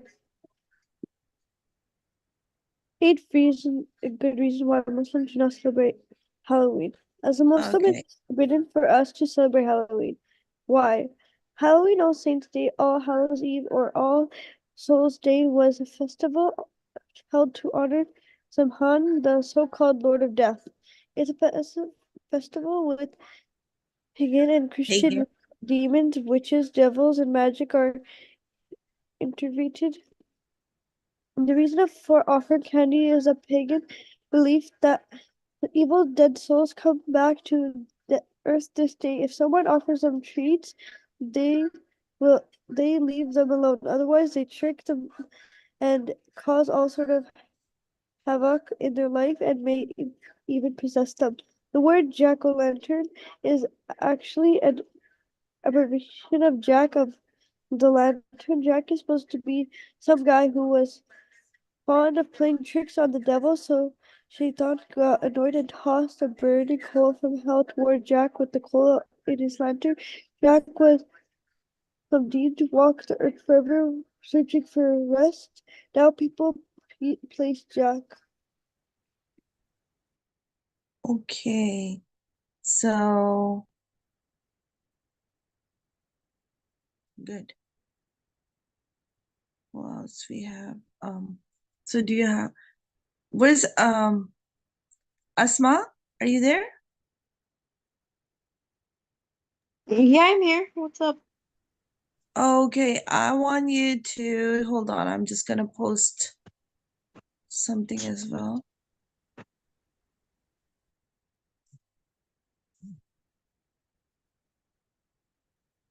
Wait a minute. So I hope none of us is going for trick or treat this week, like the next week, because it's Shaitan's way of doing things like that. So that's the reason I just posted so that we all know, inshallah. Let me just put the next 4 more points. I'm trying to type it and then copy paste. Sure.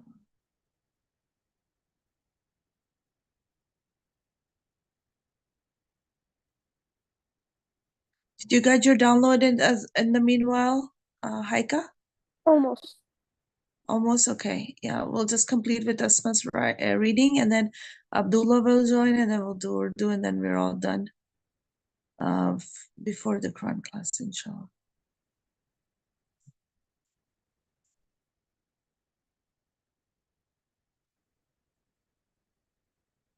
Okay, let me just select all, copy, and I'll just post it in the chat again.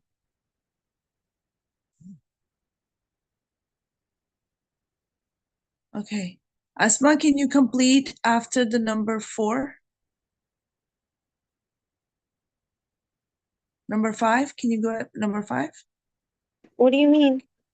Can you read the chat, please, after number 5? After Yeah. number 5, okay. No, Witches and magic. from number 5. Yeah. Yeah, from 5. Yeah. Well, witches and magic have nothing to do with Islam. In fact, practicing witchcraft is kufr. Allah says Sulaiman did not disbelieve, but the shaitan devils, the shayateen devils, disbelieved, teaching men magic. Surah Al-Baqarah, Ayah 102. And the Prophet ﷺ said, avoid the 7 things which will lead to doom. He was asked, what are they, O Messenger of Allah? He said, associating anything with Allah, witchcraft, al-Bukhari. Should I read 6? Yes, please, all of it. Okay. Finish. Halloween is a celebration of the non-Muslims. The Prophet ﷺ said, whoever imitates the people is one of them. Abu Bakr 3512, Hassan Sahih al-Bani in Sahih Abi Dawood 3401. It is not the way of the Muslims. Allah says, describing the believers, وَالَّذِينَ لَا يَشْهَدُونَ الزُّورَ, and those who do not witness falsehood. Surah Al-Furqan, Surah 25, Ayah 72. Mujahid and others said that falsehood zur refers to the festivals of disbelievers. Muslims are not beggars. Trick or treating is actually begging for candy, and I. Good. Okay.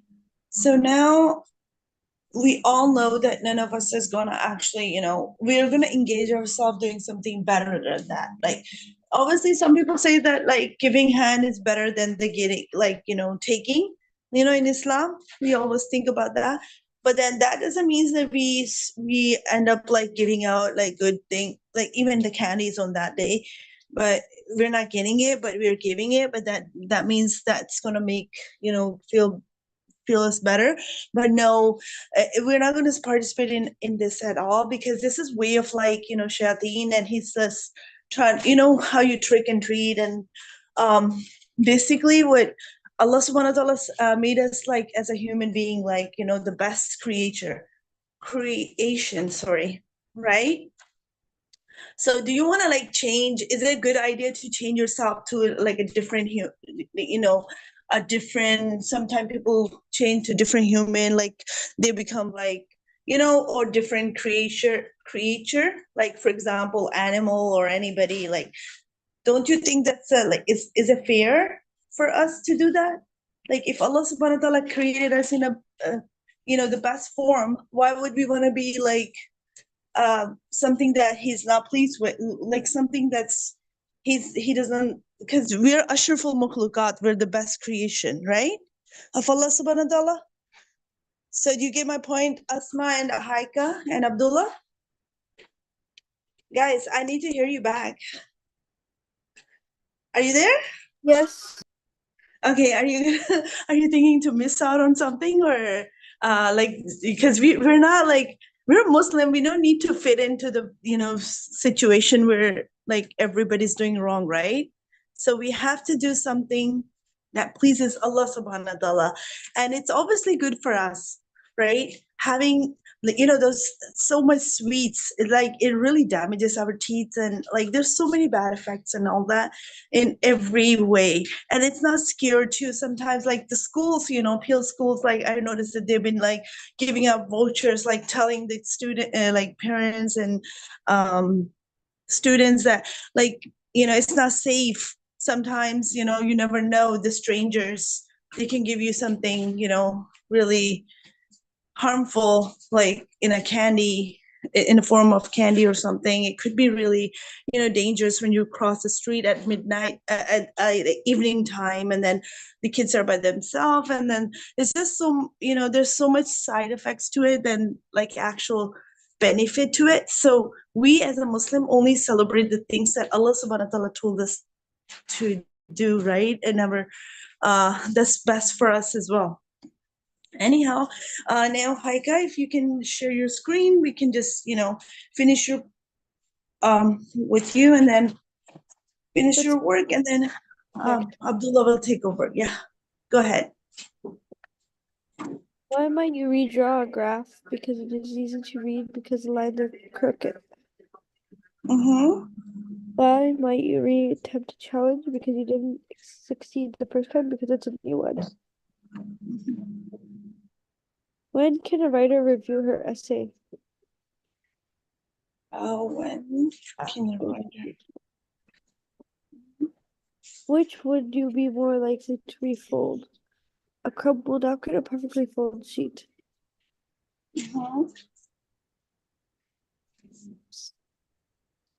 Why might you relaunch your product? Because it wasn't launched well the first time, because you haven't launched it yet. Why might you reload a website? Why might you resell steel? Why might you refurnish? Why might you rediscover shirts? Why would you rebalance something? Why might you re-enter a building? When might something reappear after it has disappeared? Why might you repack a suitcase? Okay.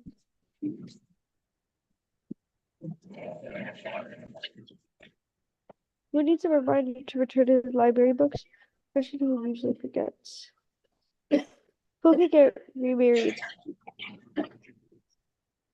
Why might you recheck your work on a test?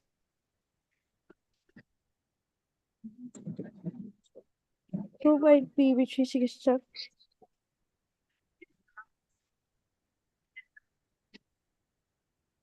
Which would you refreeze?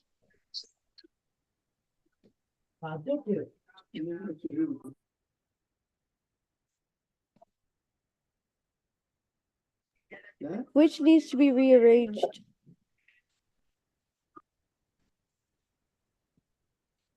Why might you reconsider a decision? Why might you have to relearn?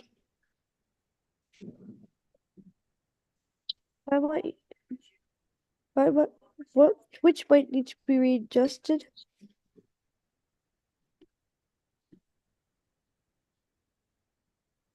Which might you reheat?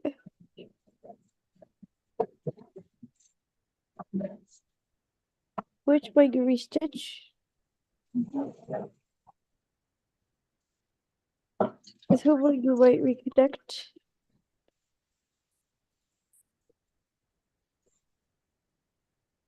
Which might you refurnish? Which might you reseal? Okay, it's done. Okay, so you're done your English now. I need Abdullah to share his screen now. Abdullah, are you there? Yes. Okay, please share your screen. You're gonna do your Okay. IXL for math and English, and then we are all gonna do our Urdu together. Okay.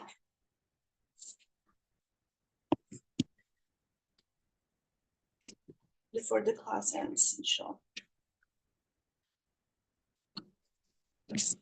But make sure you read out loud, okay? We have to hear you doing what you're doing so that we can make corrections in case we do see any mistake in your answers. Okay.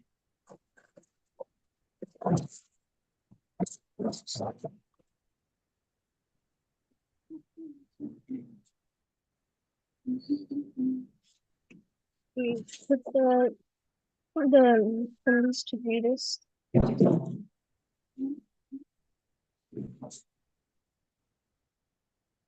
Least to greatest.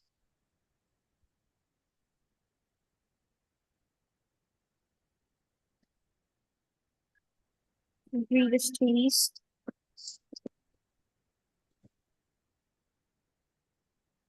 Least to Yep. greatest.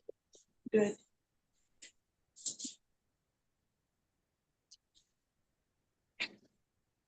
Least to greatest.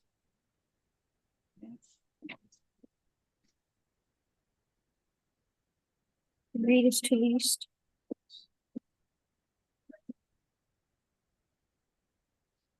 Greatest to least. Mhm. Yeah.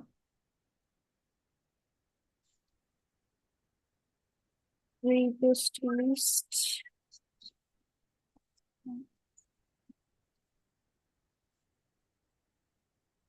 Least to greatest.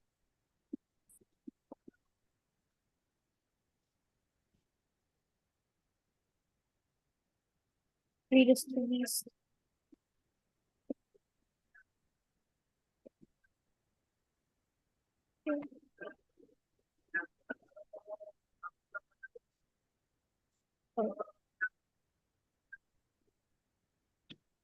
Mhm.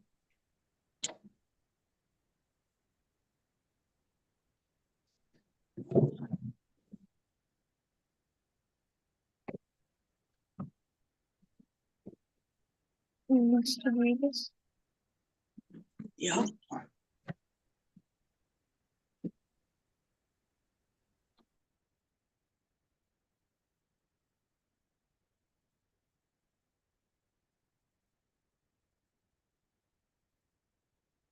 Greatest to least.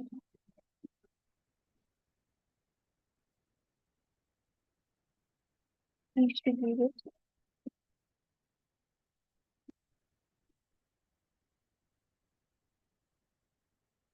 Least to greatest. Greatest to least.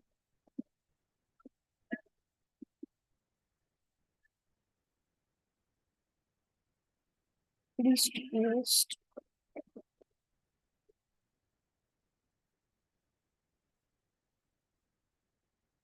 Greatest to least.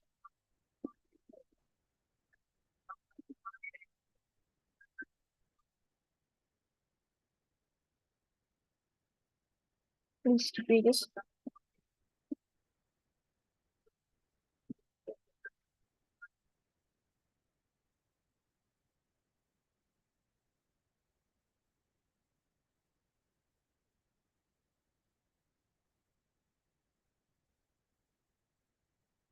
Least to greatest.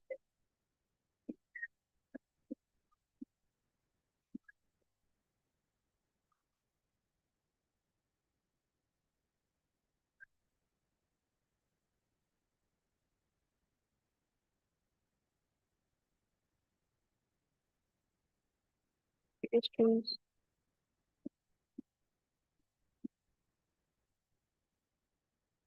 Greatest to least.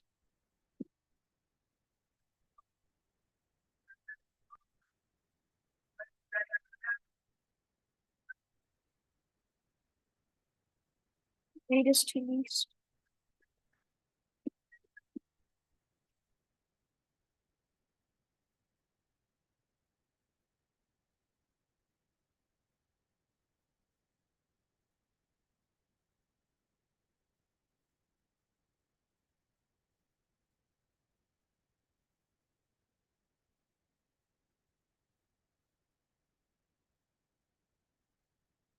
Please, please.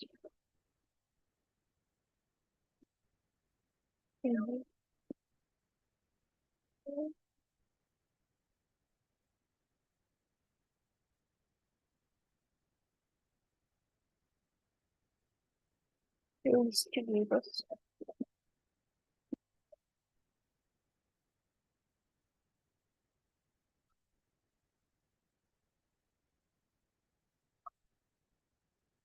Please, please.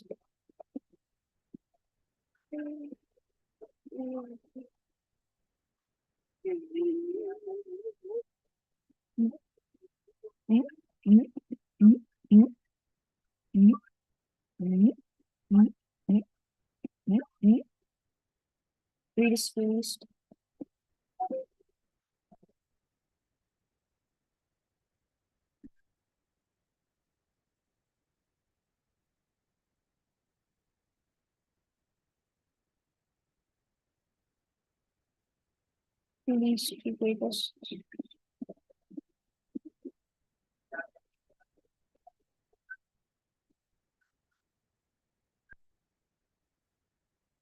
Please, please.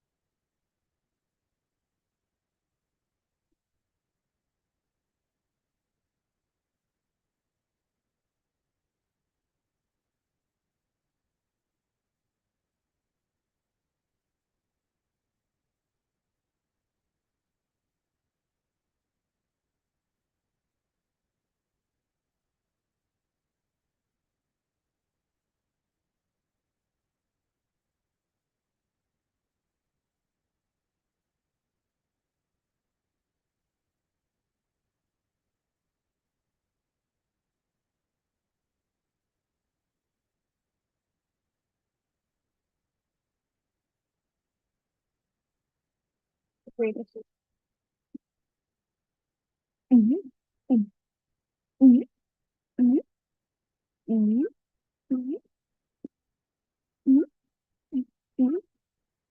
Yeah.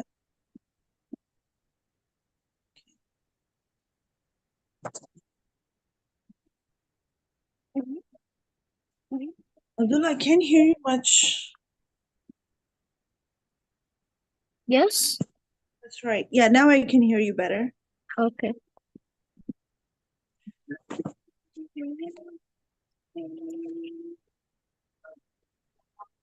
Okay, we need to be fast so that we can do Urdu after. So now you're doing your English after your math, okay? Okay. Okay. And then when you're done, let us know as well. But you have to speak out loud, okay? So we can all hear you. Okay. Good. For your answers so that, we can correct you if we needed to.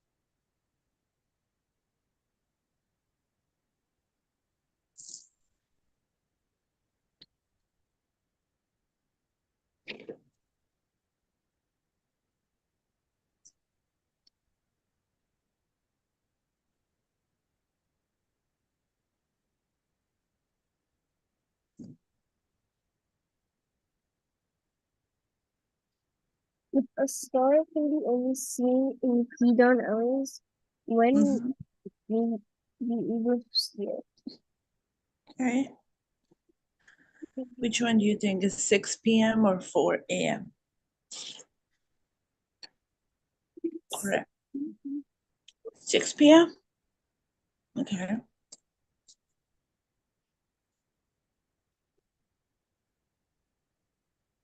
Mm, When might you prejudge the situation? Once you know the facts, before you know the facts. so now you know it was 4 a.m., not the 6 p.m. And you know why, right? Because 6 p.m. is like too early for the night. It's not even it's like not even evening, proper evening, you know.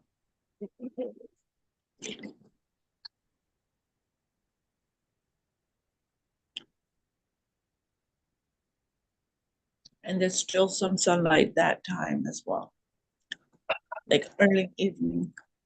When might you prejudge a situation? Before you know all the facts, once you know all the facts.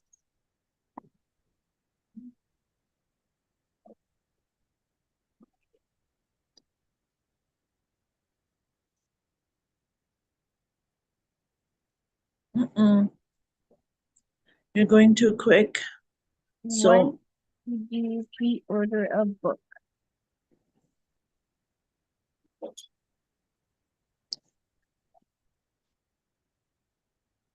make sure your answers are, you know, correct this time.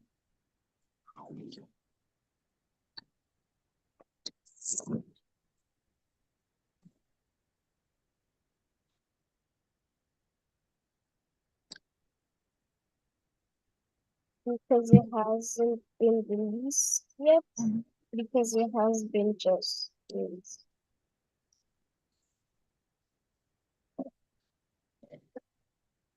Okay. When would you prefer pre-order a book?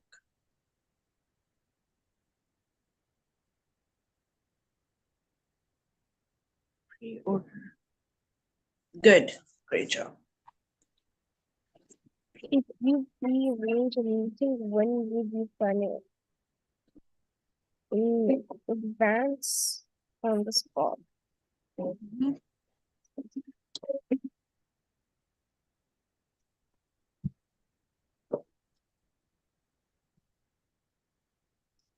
Advance.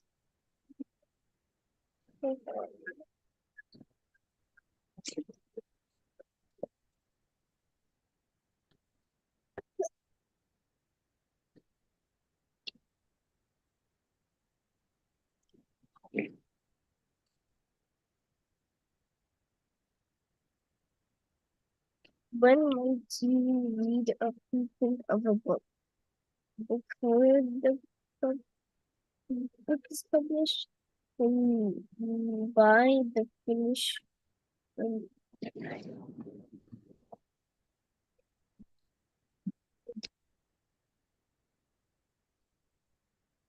Okay, you only have 5 minutes. Abdullah, let's be quick because we have to do Urdu as well.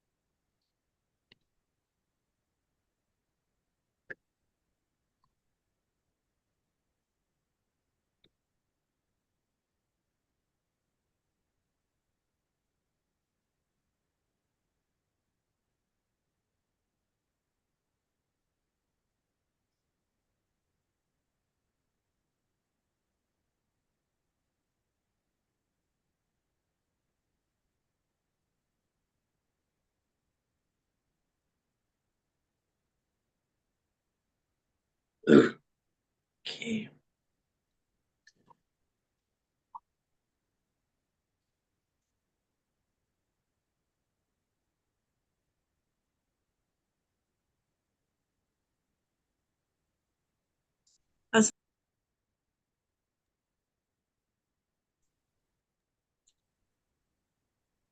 Haika and Asma, are you guys there?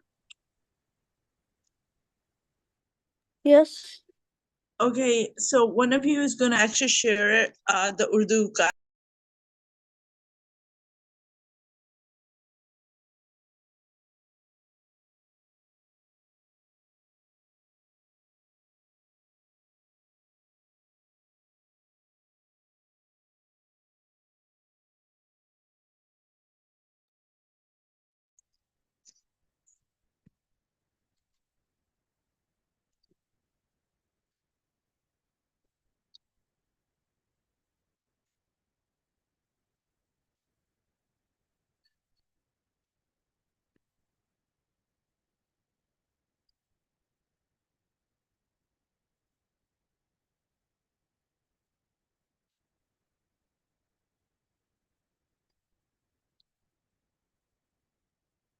Have it open at your end, so as soon as he's done, you can share your screen right after.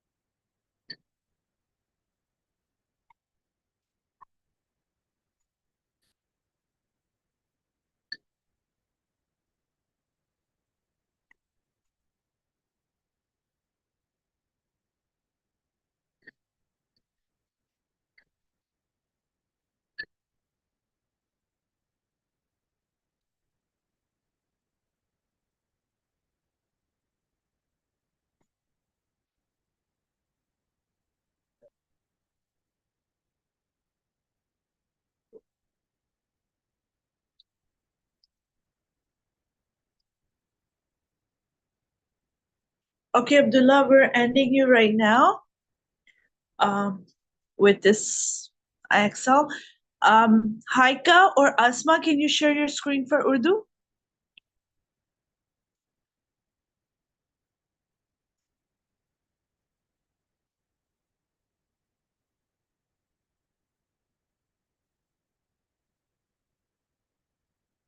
Sorry, what? Can you share your screen for Urdu Qaida, Urdu book? Okay, I'll do As right. you I'll just share open my it. screen. Yes. Yeah, thanks, Abdullah. You did really good. And you can complete after, right? After the class, you can continue completing that. Okay, good. Okay. So we were on the second chapter, I guess, because we already completed the first. Mhm. So I'm just gonna, okay. So we can stop. So I remember finishing these letters. Yeah, we did this, right? So, okay, Yeah. let's stop here. Let's stop here. We wanna there. I wanna check. Yeah, this over here. Yeah. So it's alif and then alif madda a. So this is called haruf tahajji. It's in tartib war. It's ये तरतीब वार है. तो बे के साथ ना Haika and Abdullah, are you able to understand this? Because I know Asma knows this already. We went through with Asma, Yeah. right? Be se beha. It's ha. So two chashmi hai, whenever that comes beside any letter, any alphabet, it's heavy sound. So ye hai ba, ba. So instead of ba, we're gonna say ba. So heavy H. It's like a H sound, right? So same thing with pe. Instead of pe, we're gonna say pa, because it's do chashmi hai beside pa. Pe. Okay, the letter Pe. So the next alphabet is Te. And after te, you see on te, underneath the te, you see a do chashmi hai, which is again heavy. Ta, ta. Instead of ta, we're gonna say ta. So I want Abdullah or Haika to read this quickly so we can go with Asma in the next lesson. Who's ready? Is it Abdullah or Haika? Are you there? Yes. Okay, can you read that, please? Okay. Can you read the ba and the ba? And Okay. then Ba, pe, ba, ba. ba, Yeah. be, Pe and ha, pa. Pool be, is one of ha, them. te, Mhm. Ta, ta. jim, ja, che, ja, ha, ha, da, da, da, da, da, za, re, ra, ze, Yep. za, Yep. je, You si, can even say da, hey do chashmi hey. When you read the alphabet, it's going to be reading the alphabet is ha. Do chashmi hai beside the ra, right? shin, shin, sa, da, doi, zoi, ein, rein, sa, ka, ka, ka, ka, la, bla, bim, tuna, wow, ha, hamza, yeah, yeah, yeah, yeah.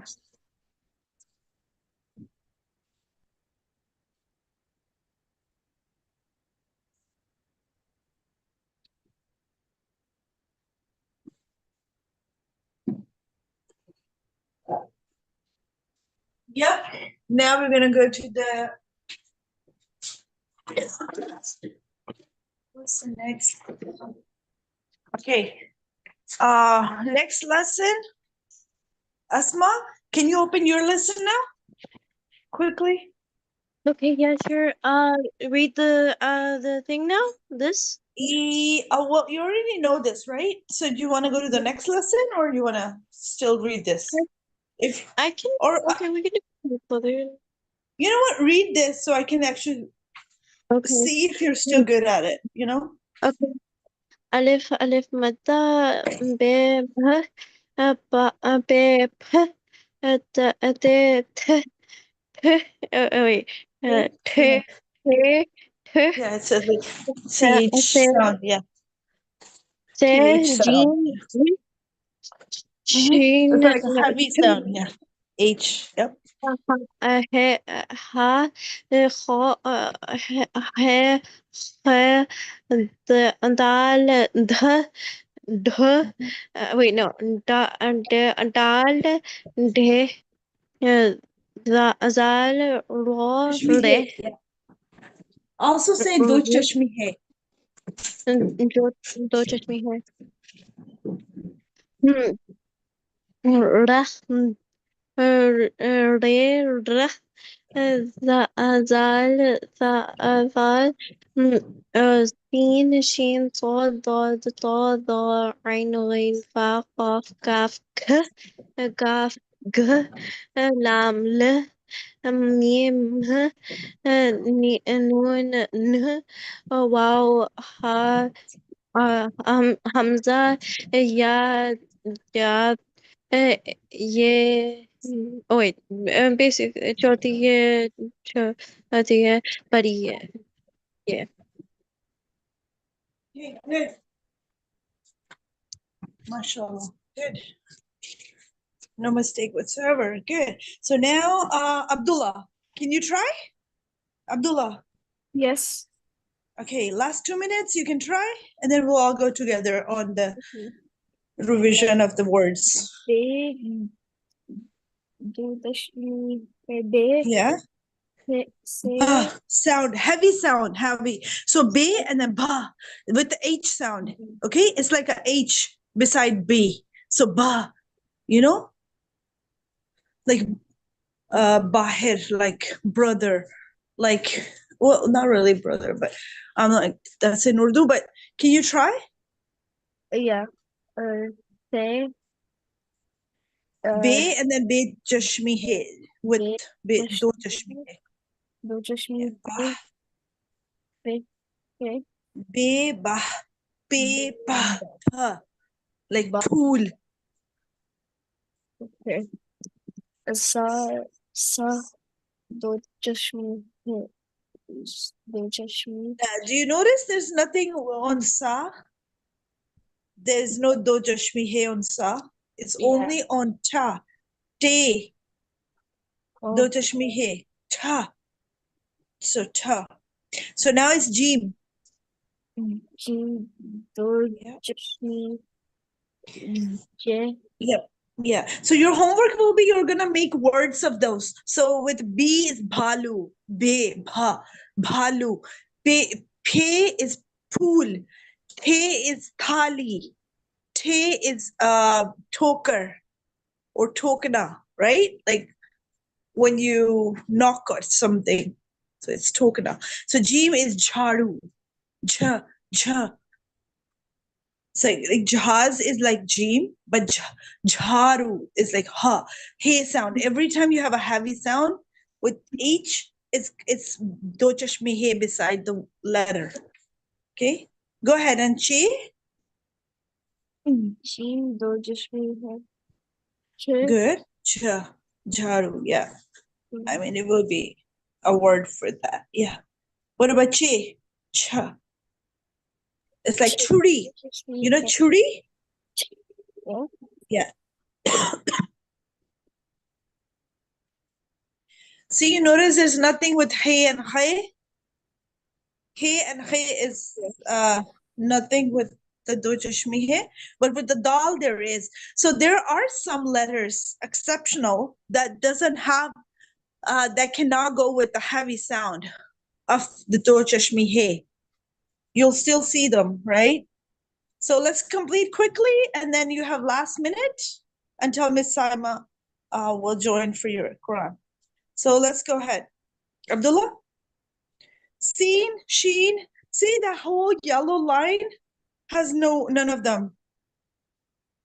So basically, just the second last line has them, and not even the last line has it.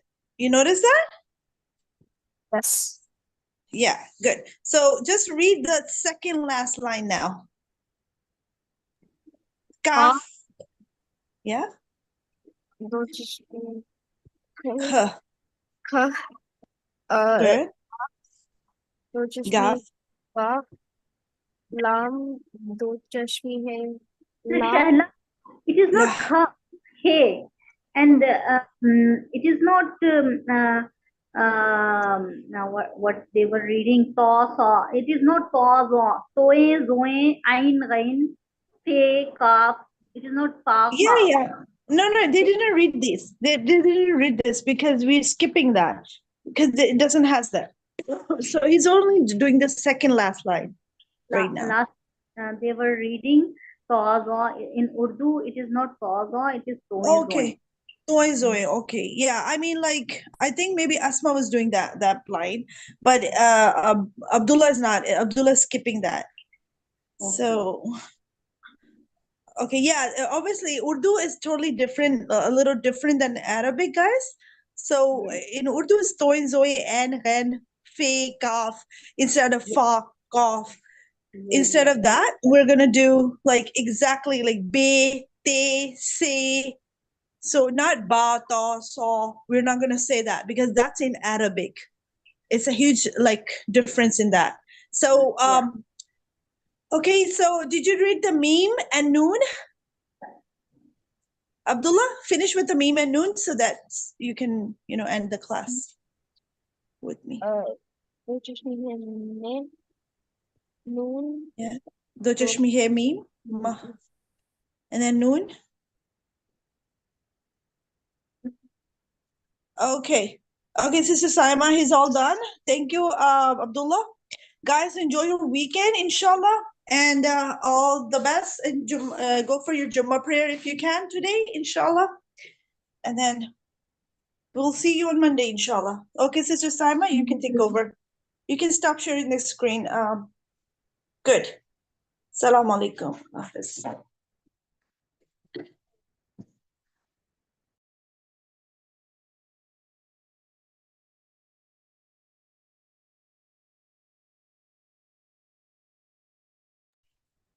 Assalamu alaikum wa rahmatullahi wa barakatuhu. Okay. Asma, can you open the book? Qaida, Nurani Qaida. Okay, yeah, sure. Share my screen. Start. Right. Right. You wanted the Qaida, so not the Urdu, right? So, Yeah, Nurani Qaida. okay, I'll go over here and Nurani Qaida in Urdu Tajweedi Qaida.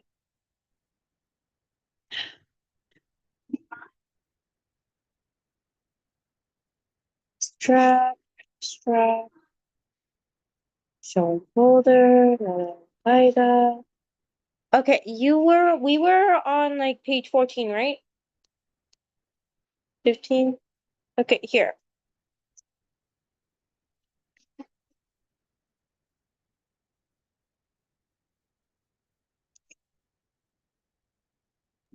The next page? Okay. 16. Okay, 16 here. Okay. Abdullah, can you read it? A'udhu billahi minash shaitanir rajim. Bismillahir rahmanir rahim. And whenever you read Quran, you also say Rabbi shrah li sadri wa yassir li amri wahlul 'uqdatam min lisani yafqahu qawli. Abdullah, do you know this dua? Yes. Okay. Then read it. Okay.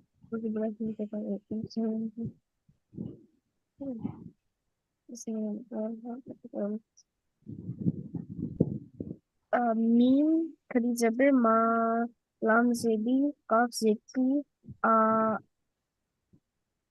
Maliki, Sin, no, Sheen, Shin ya shay, shin zabar ya shay, hamza do zir in, shay in. Shayin, Ta zabar ta, ghain zabar gha, ta gha, ta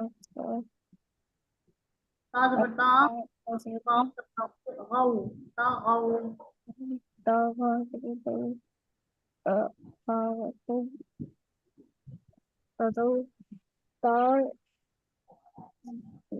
Zabir, Ya Tai, tay, Tairan, Ein Zabir, Dal, Doze, then Ein Zabir, a, no, Ya, Krizabir, Ya, Ya, Ein, Ya, Zabir, I, Nun, Do, Pish, Nun, Ainun, Fa, Ya, Zabir, Zid, Fai, Nun, Zidli, Fai, Qaf, Zabir, Qa, Lam, Zabir, La, Qala, Qaf, Waw, Qaf, Waw, Zabir, Qaw, Lam, Do, Pish, Nun, Qawlun, Qaf, Zabir, Qa, Nun, Zabir, Na, Qawna, Qaf, Ya, Zabir, Qai, Dal, Do, Zabir, Dan, Qaidan, Qaf, Ya, Zabir, Qai, Nun, Zabir, Na, Qaina, Lam, Waw, Zabir, Lo, Ya, Ha, Do, Zir, Hin, Qayyim, Lam, Ya, Zabir, Lai, Sin, Zabir, Sa, Laisa, Zabir, Lam, Do, Zabir, Lan, La, Lan, Alan, Nun, Zabir, Na, Da, Do, Zabir, Dan, Naran, Mim, Zabir, Ma, Hamza, Do, Zir, In, Mine, ma, in, was, Ya, Zabir, Wai, Lam, Do, Zabir, Lan, Wailan, do pesh lun, bailun, Wailan,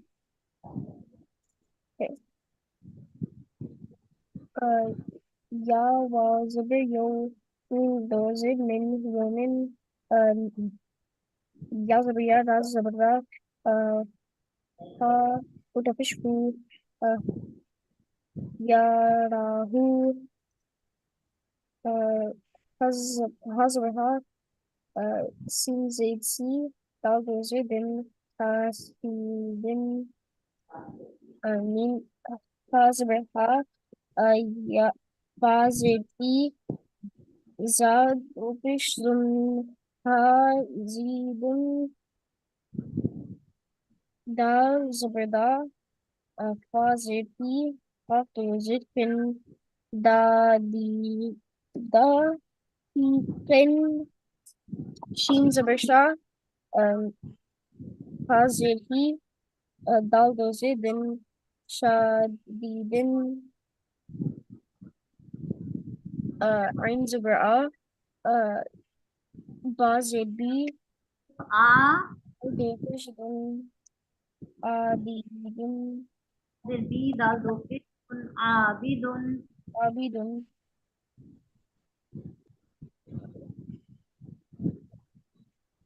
Ain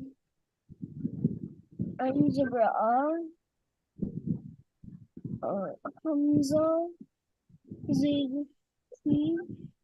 Ain alif zabar a Hamza zir i lam do zabar lan ilan Alam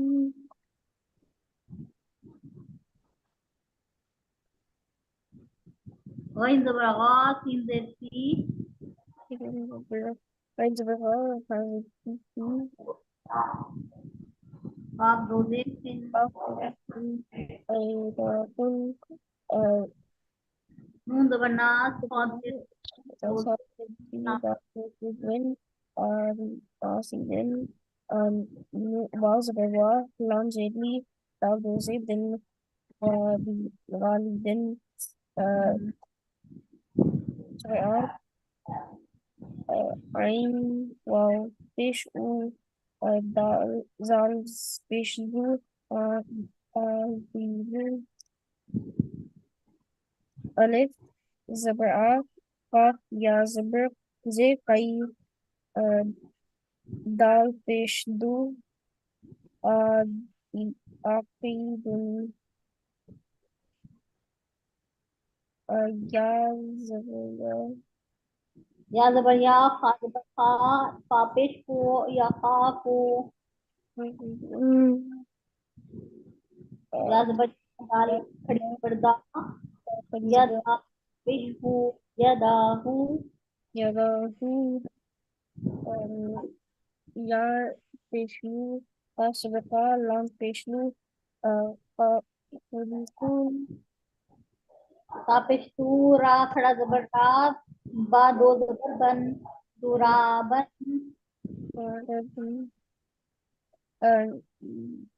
Ha Zihi Sin Zabasa Badu Zabarban Hida Hisa Ban Shin Peshu Sin Peshu Basabava Tadu Zabartan Tan Subatan Sin Zidsi Raz Zabara Jin Tan Tan Sira Jin Sin Zabasa Lam Zabela Mim Do Pishmun Sa Salam Shin zir shi dal khada dal zabar da Dal do zabar dan shi dadan Shira Shin Zabisha Raz Zabara Babu Badu Tara zabar ban Taraban Asad Zabasa Wow Zabara Badu Zabarban Shawaban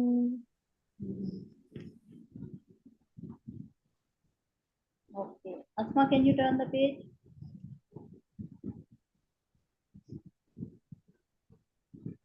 No, next page. Next page. Yes. Okay, Abdullah, mashallah, tabarakallah, your lesson was good. Now, Asma, can you open the Holy Quran? Yes, sir.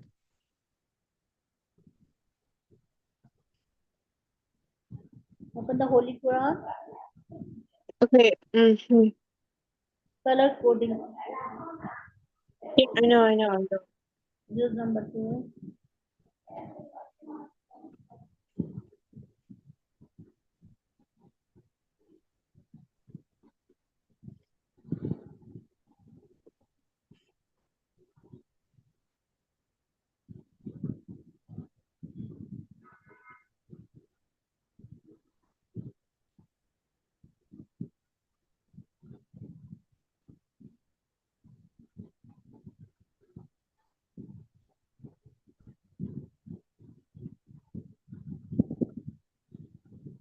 Hmm. Okay, but 1 second.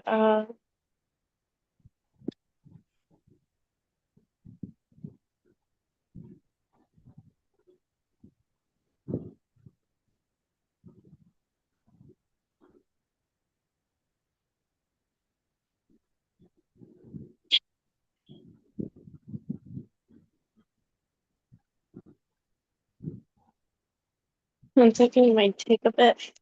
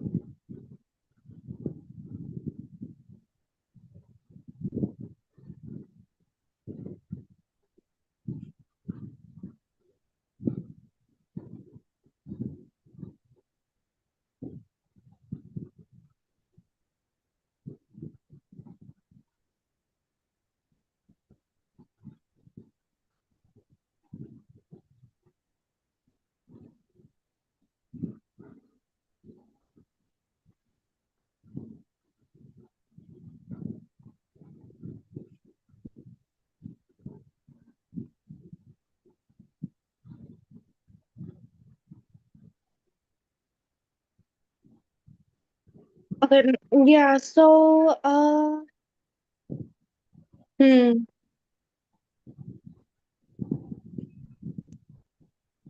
I don't specifically know.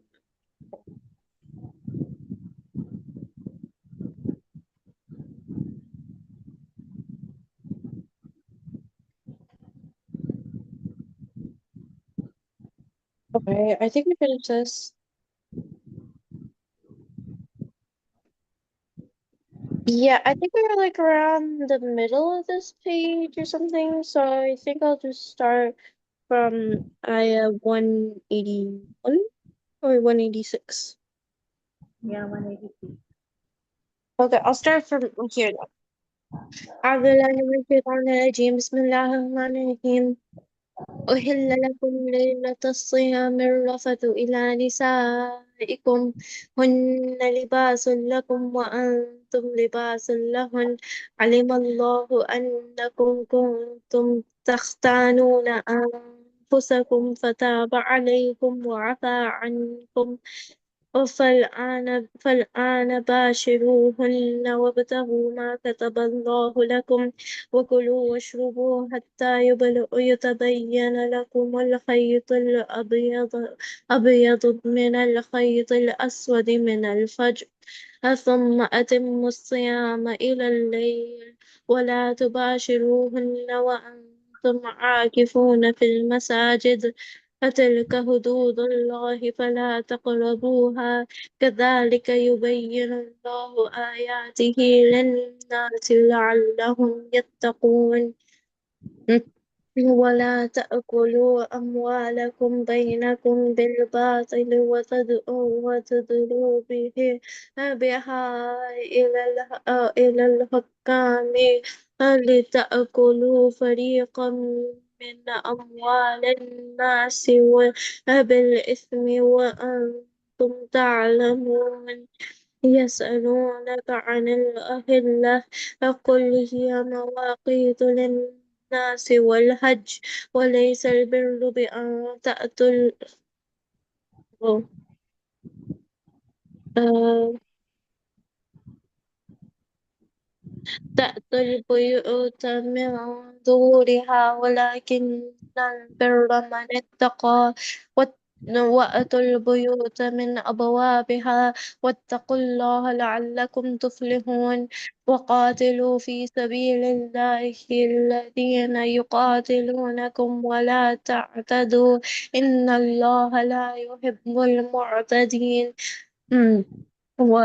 واقتلوهم حيث ثقفتموهم وأخرجوهم من حيث أخرجوكم والقتنة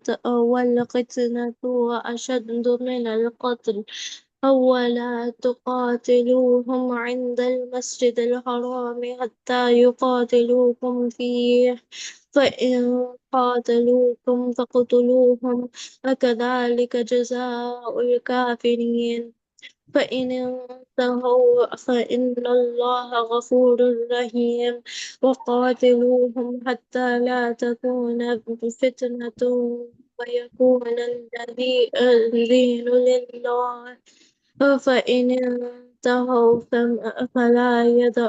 فلا عدوان إلا على الظالمين الشهر الحرام بالشهر الحرام والحرمات قصاص فمن اعتدى عليكم فاعتدوا عليه بمثل ما اعتدى عليكم واتقوا الله واعلموا أن الله مع المتقين وأنفقوا في سبيل الله ولا تلقوا بأيديكم إلى تهلكة وأحسنوا إن الله يحب المحسنين وأتموا الحج والعمرة لله فإن أحسنتم فما استيسر من الهدي ولا تحلقوا رؤوسكم حتى يبلغ الهدي مهله فمن كان منكم مريضا أو به أذى من رأسه ففدية من صيام أو صدقة أو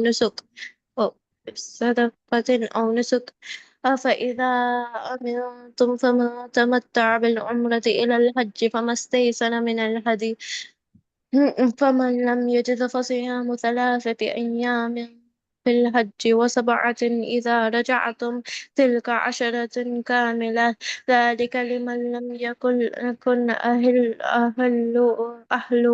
أهله حاضر المسجد الحرام واتقوا الله واعلموا أن الله شديد العقاب. الحج الشهر الحج أشهر معلومات. الحج أشهر معلومات فمن فرض فيهن الحج فلا رفث ولا فسوق ولا جدال في الحج وما تفعلوا من خير يعلمه الله وتزودوا فإن خير الزاد التقوى واتقوني يا أولي الألباب ليس عليكم Stop here. begin okay Okay, Haika, can you read okay from here? Laisa alaykum junahun. Asma, can you highlight? sorry yes Use the yeah highlighter. so but from here the middle ليس عليكم Okay. the أعوذ بالله من الشيطان الرجيم بسم الله الرحمن الرحيم ليس لكم جناح أن تبتغوا فضلا من ربكم فإذا أفضتم من عرفات فاذكروا الله عند المشعر الحرام واذكروه كما هداكم وإن كنتم من قبله لمن الضالين مس- no، لمن الضالين ثم أفيضوا من حيث أفاد الناس واستغفروا الله إن الله غفور رحيم وإذا قضيتم مناسككم فاذكروا الله كذي كذكركم آباءكم أو أكم آباءكم أو أشد ذكرا فمن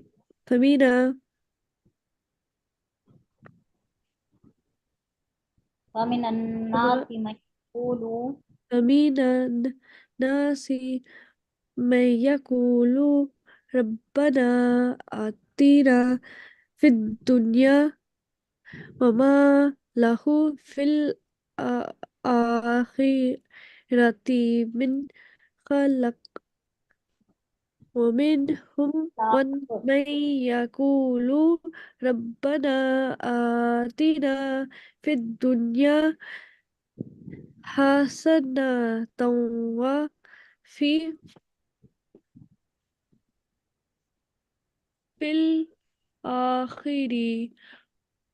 الآخرة حسنة وقنا عذاب النار أولئك لهم نصيب مما كسبوا والله سريع الحساب واذكروا الله في أيام معدودة ما فمن تعجل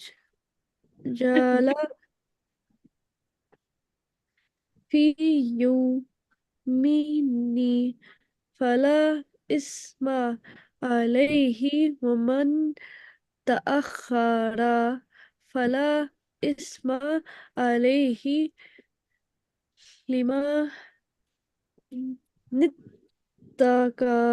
واتقوا الله واعلموا أنكم إليه تحشرون ومن الناس من يعجبك قوله في الحياة الدنيا ويشهد الله على ما في قلبه وهو ألد خصيم وإذا تولى سعى في الأرض ليفسد فيها ويهلك الحرث والناس والنسل والناس لا والله لا يح والله لا يحب الفساد وإذا قيل له اتق الله أخذته أخذ كل عزة العزة بالاسم فحسبه جهنم ولا بئس المهاد ومن الناس من يشري نفسه نفسه ابتغاء مرضات الله والله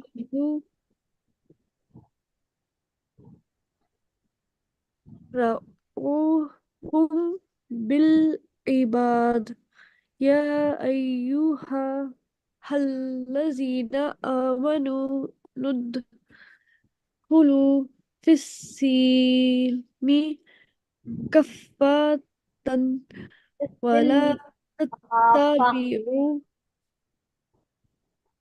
خطوات الشيطان إنه لكم عدو مبين فإن زللتم من بعد ما جاءتكم البينات فاعلموا أن الله عزيز حكيم هل ينظرون إلا أن يأتي Sorry.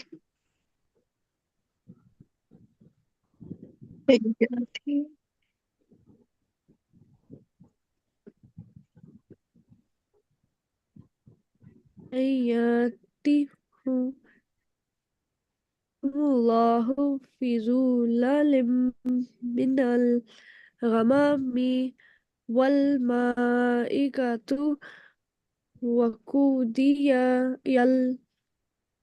الأمر وإلى الله ترجع الأمور سل بني إسرائيل كم آتيناهم من آيات بينات ومن يبدل نعمة الله من بعد Sorry.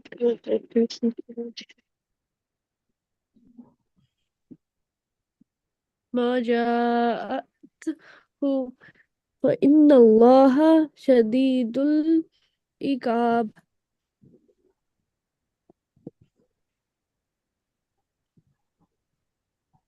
زين للذين كفروا الحياة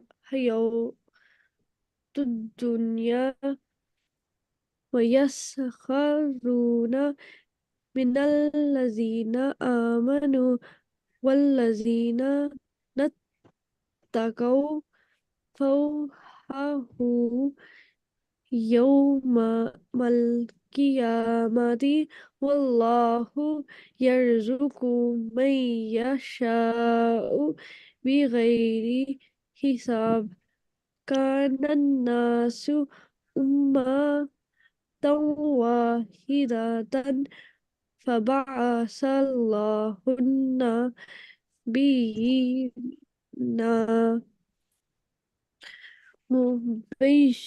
مبشرين ومنذرين وأنزل معهم الكتاب بالحق ليحكم بين الناس فيما اختلفوا فيه وما اختلف فيه إلا الذين أوتوه من بعد ما جاءتهم البينات بغيا بينهم فهدى الله الذين آمنوا لما اختلفوا فيه من الحق بإذنه والله يهدي من يشاء إلى صراط مستقيم.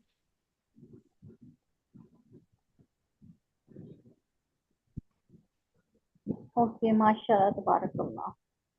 Okay. So, Asma, can you open Islamic Studies? MashaAllah, tabarakallah. Right here, okay. I'll go to Islamic Studies, grade 9.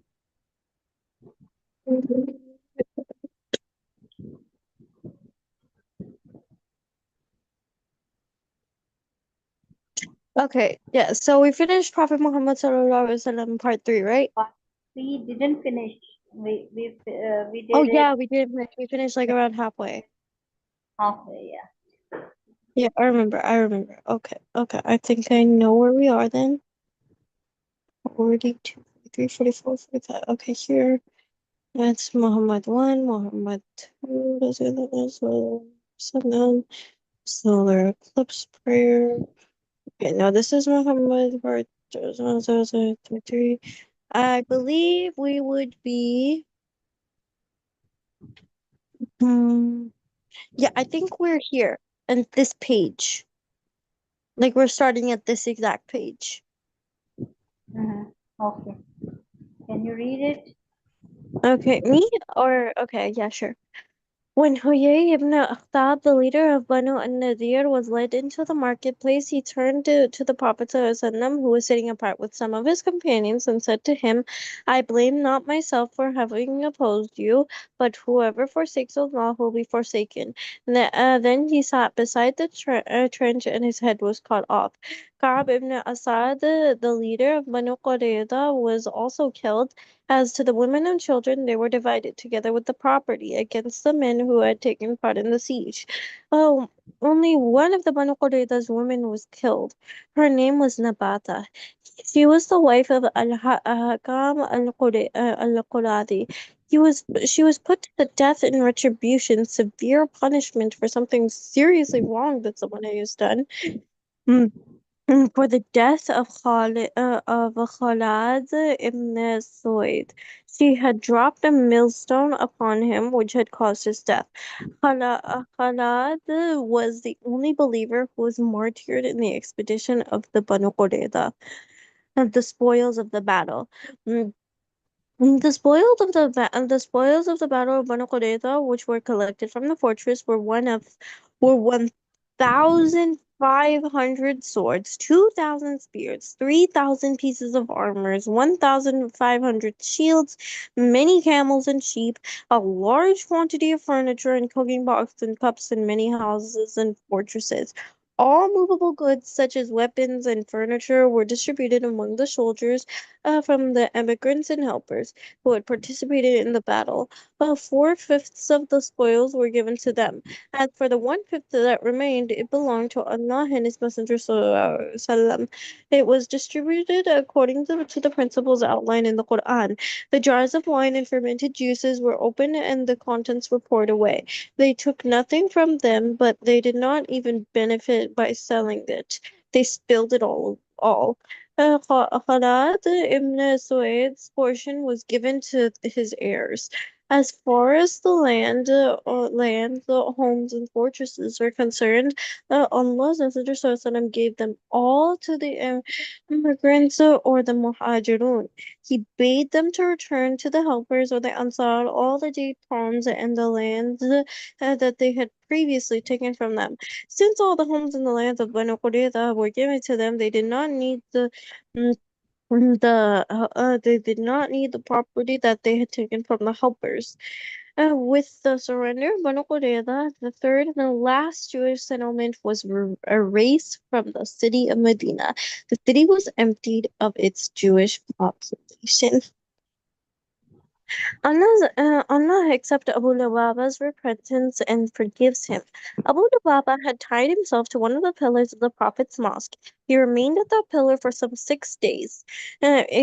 Before every prayer or whenever it was necessary, his wife would come to untie his bonds, and then he would pray. He would bid her bind him once more. It was at the dawn of one of the days that followed that when the Prophet ﷺ was in the apartment of Salama as anha, that he announced to her, Abu Lubaba is forgiven. She said, May I give him the good news? And he replied, If you so wish. So she stood at the door of her apartment, which opened into the mosque, not far from the column of which he had tied himself, and called out, "O Abu Lubaba, be of good cheer, for Allah has accepted your repentance and has forgiven you." The men who were in the mosque moved quickly towards him to set him free, but he stopped them, saying, "Not until Allah sets me free with his own hands." Mm. And then Allah's Messenger ﷺ passed by him on his way to the prayer and untied his bonds.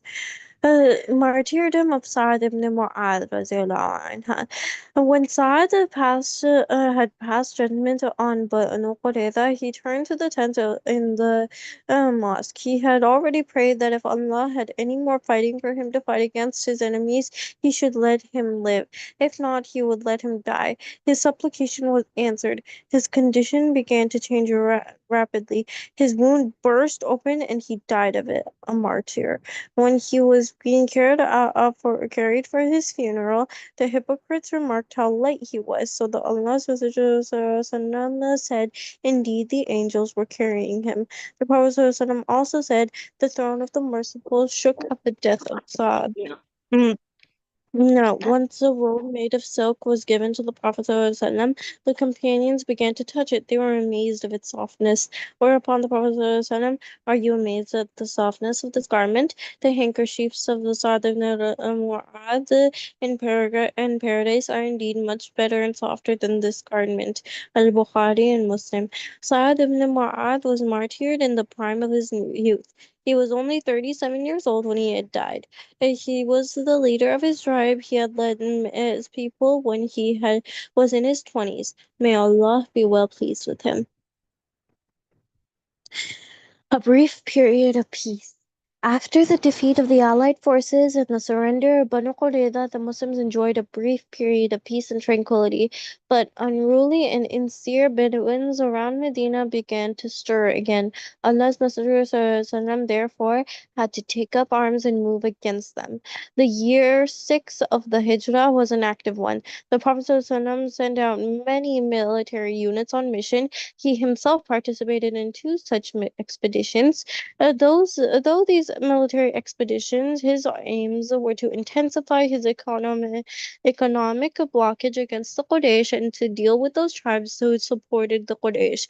He also sent expedition against those tribes who had aided the Quraysh during the Battle of the Trent. He had also sent expeditions against those tribes who had betrayed the Muslims in the past or declared the Muslims to be their enemies.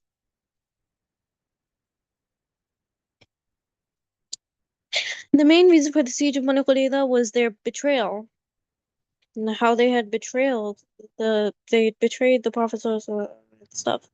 Was their betrayal, right? Yes. Okay.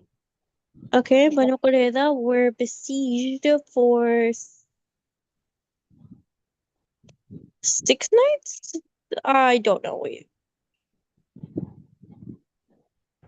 Banu Qurayza was sieged for how many nights? Were besieged for 25 nights. 25 nights. Yes. Okay. And dash of the spoils were given to the participants of the war. Yeah, 4/5 of the spoils were given to the participants of the war, while 1/5 was meant for Allah and His Messenger. So I remember that part. Okay, think up. Who was Ka'b? What did he advise Banu Qurayza? Did he practice what he preached? I don't know. Wait, who was Ka'b? The next one, the second one, read it. Right, briefly on how Sa'd's judgment was just. Okay. Yeah, it makes sense because like the men were actually like went against the Muslims, and so like if you kill someone, then is it not fair if we take your life too? So that's fair. But and the men and children, obviously the no, they were like, you can't really touch anyone, and plus it's just, yeah, their women and children were saved. I think that's just, it was just. How How did the the Prophet Prophet, ﷺ distribute lands, homes, and fortresses. Why? So basically, the Prophet ﷺ distributed, lands and homes? I think. Weren't they given to the Muhajirun and not the helpers? Because the helpers had, like, I think they said something about, like, they had betrayed them wait, not betrayed them, but like to done something. I forgot. One second. One sec. Spoils of the Okay, battle? yeah. Yeah, I remember 4/5 of the spoil. Yeah. Okay, it Okay. was distributed according to the principles of Allah. Okay, yeah, yeah, yeah. As far as the land, homes, and fortresses were concerned, Allah's Messenger ﷺ gave them all to the immigrants or the muhajirun. He bade them return to the helpers or the ansar all the date palms and the lands they had previously taken from them. So Yeah. that's the answer. And why did Okay, should we? Prophet No, that's ﷺ, all of it. aren't you happy that I'm with you? Ansar, for Ansar, Prophet ﷺ said, aren't you happy that I'm with you? Okay, the next lesson. Open the next lesson. Yeah, what? Okay, okay, yeah, Okay. I'll start then reading again. Okay. Prophet Muhammad Sallallahu Alaihi Wasallam, number 4, the Peace Treaty of Hudaybah, a clear brief history and primary cause. On Monday, the first of the month of the Qa'dah, on the year 6 after the Hijrah, Allah's Messenger Sallallahu left Medina and along with his companions headed towards Mecca in order to perform Umrah, the lesser pilgrimage. The reason for the expedition was simple. Shortly before the expedition, which ended at Al-Hudaybiyah, the Prophet ﷺ had a dream in which he saw himself and his companions entering Mecca as pilgrims to perform Umrah. Hmm. Al-Hudaybiyah is the name of a well which lies 22 kilometers to the northwest of Mecca. It is known at the present time as Ash-Shumaisi, and it includes the orchards of Al-Hudaybiyah and the Ridwan Mosque. Unlike the dreams of ordinary people, the dreams of the prophets are always true. When Allah's Messenger ﷺ informed his companions about his dream, they were immensely delighted. The Kaaba was the house of Allah. It had been a long time since the companions had last seen it, and they longed to visit and perform tawaf around it. Especially the immigrants longed for Mecca the most. They were born there. They were brought up in Mecca. They loved it a great deal. They had left it only because they were compelled to leave it. Mm. Immensely delighted with the news, everyone began to make ready for the blessed journey. Between them, they purchased 70 camels to be sacrificed in the sacred area. Allah's Messenger ﷺ decided to take one of his wives with him, and when lots were cast, the lot fell on Salama, radiallahu anha. Thus, Allah's Messenger ﷺ set out for Mecca, accompanied by 1,400 Muslims. Mm. When they reached the Dhul Hulayfa, the Prophet ﷺ and the Muslims put their pilgrimage dress of 2 pieces of unsewn cloth. One piece around the waist to cover the lower part of the body, and the other dapped around the shoulders. They were now in the state of consecration, or ihram. Thereupon they prayed 2 prayer units and began to utter the pilgrim cry, Labbaik Allah, Labbaik Allahumma Labbaik. Here I am at your service, O Allah. Mm, Dhul Hulayfa is just outside of Medina. Therefore, Umar ibn al-Khattab counseled the Prophet ﷺ, "Are you going to enter upon a people who are your sworn enemies without carrying arms and armor?" He asked.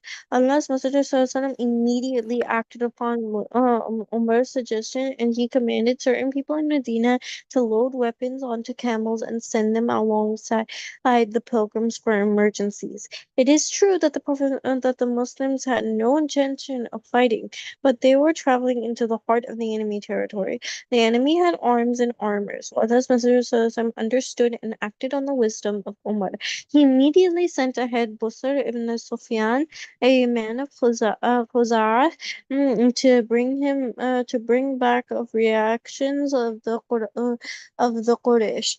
The Prophet ﷺ also sent 20 scouts ahead of the pilgrims to make sure that the road of Mecca was safe. The mission of the scouts was clear. They were to come back with the news of any potential threat. They were to gather as much relevant information as possible about the enemy.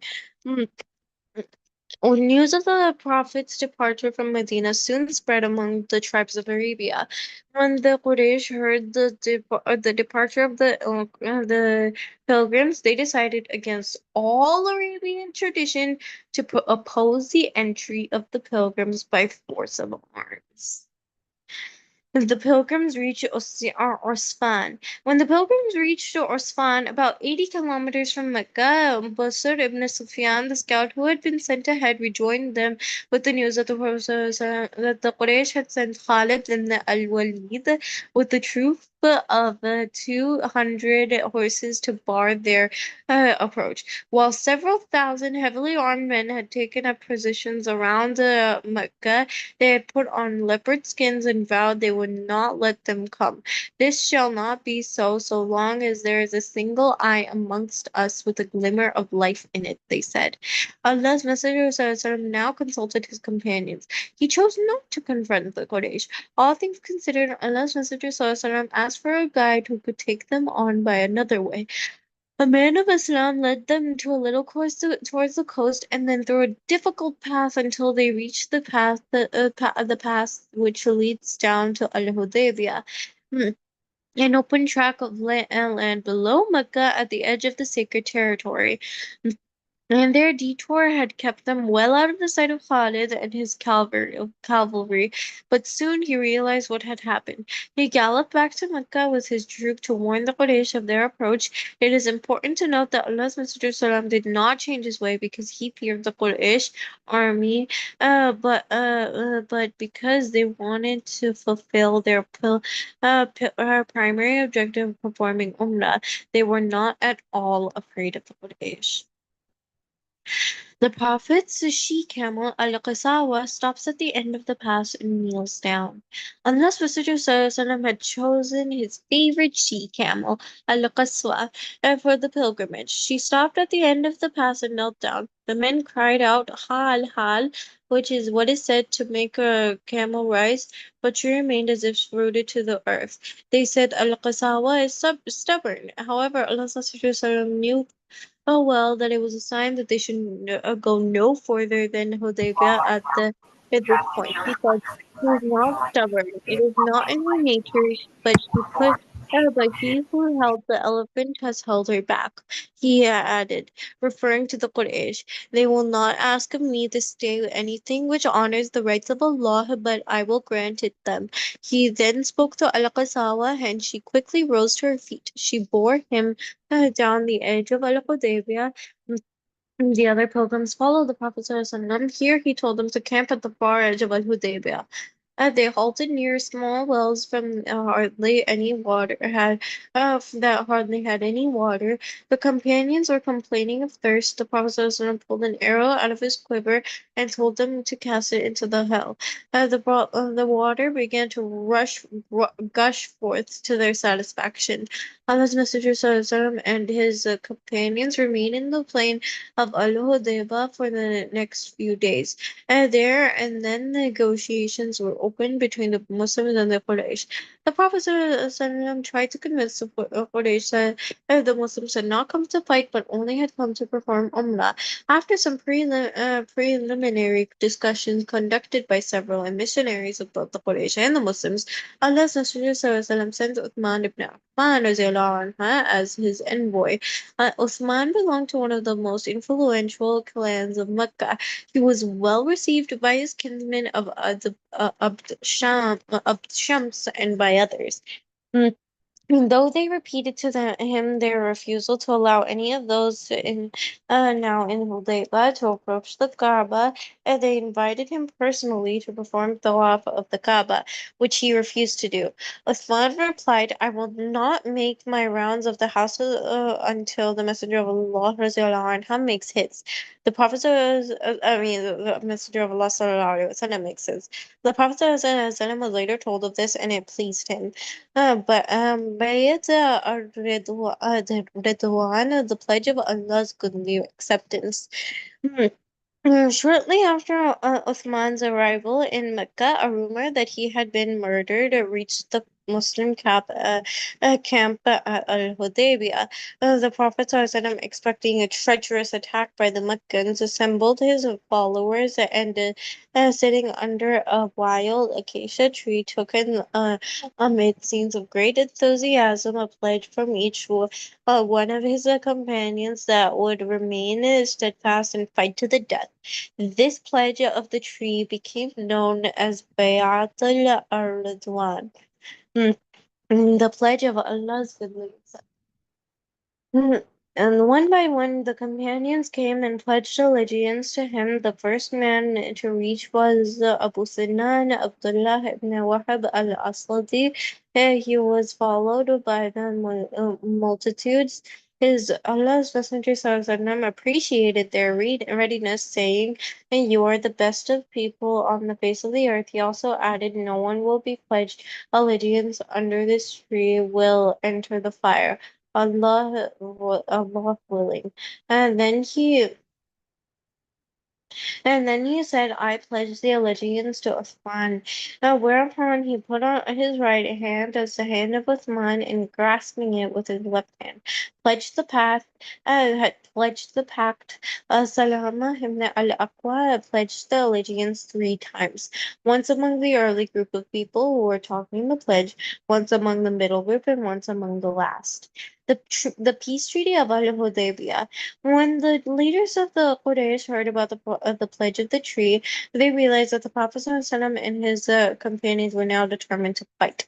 Their past experience at Badr, Uhud, and at the trench had taught them how much the Prophet's companions were anxious to sacrifice for the good cause. Were anxious to fight. Were anxious to fight. And to sacrifice for the cause of Islam. It was the time to negotiate a truce with the Prophet ﷺ, the Quraysh leaders thought. Quraysh sent to Suhail ibn Amr to conclude a treaty. Meanwhile, the rumor of Uthman's murder proved false, and he himself returned to Al-Hudaybiyah. It now became clear that the Meccans were prepared to conclude a truce.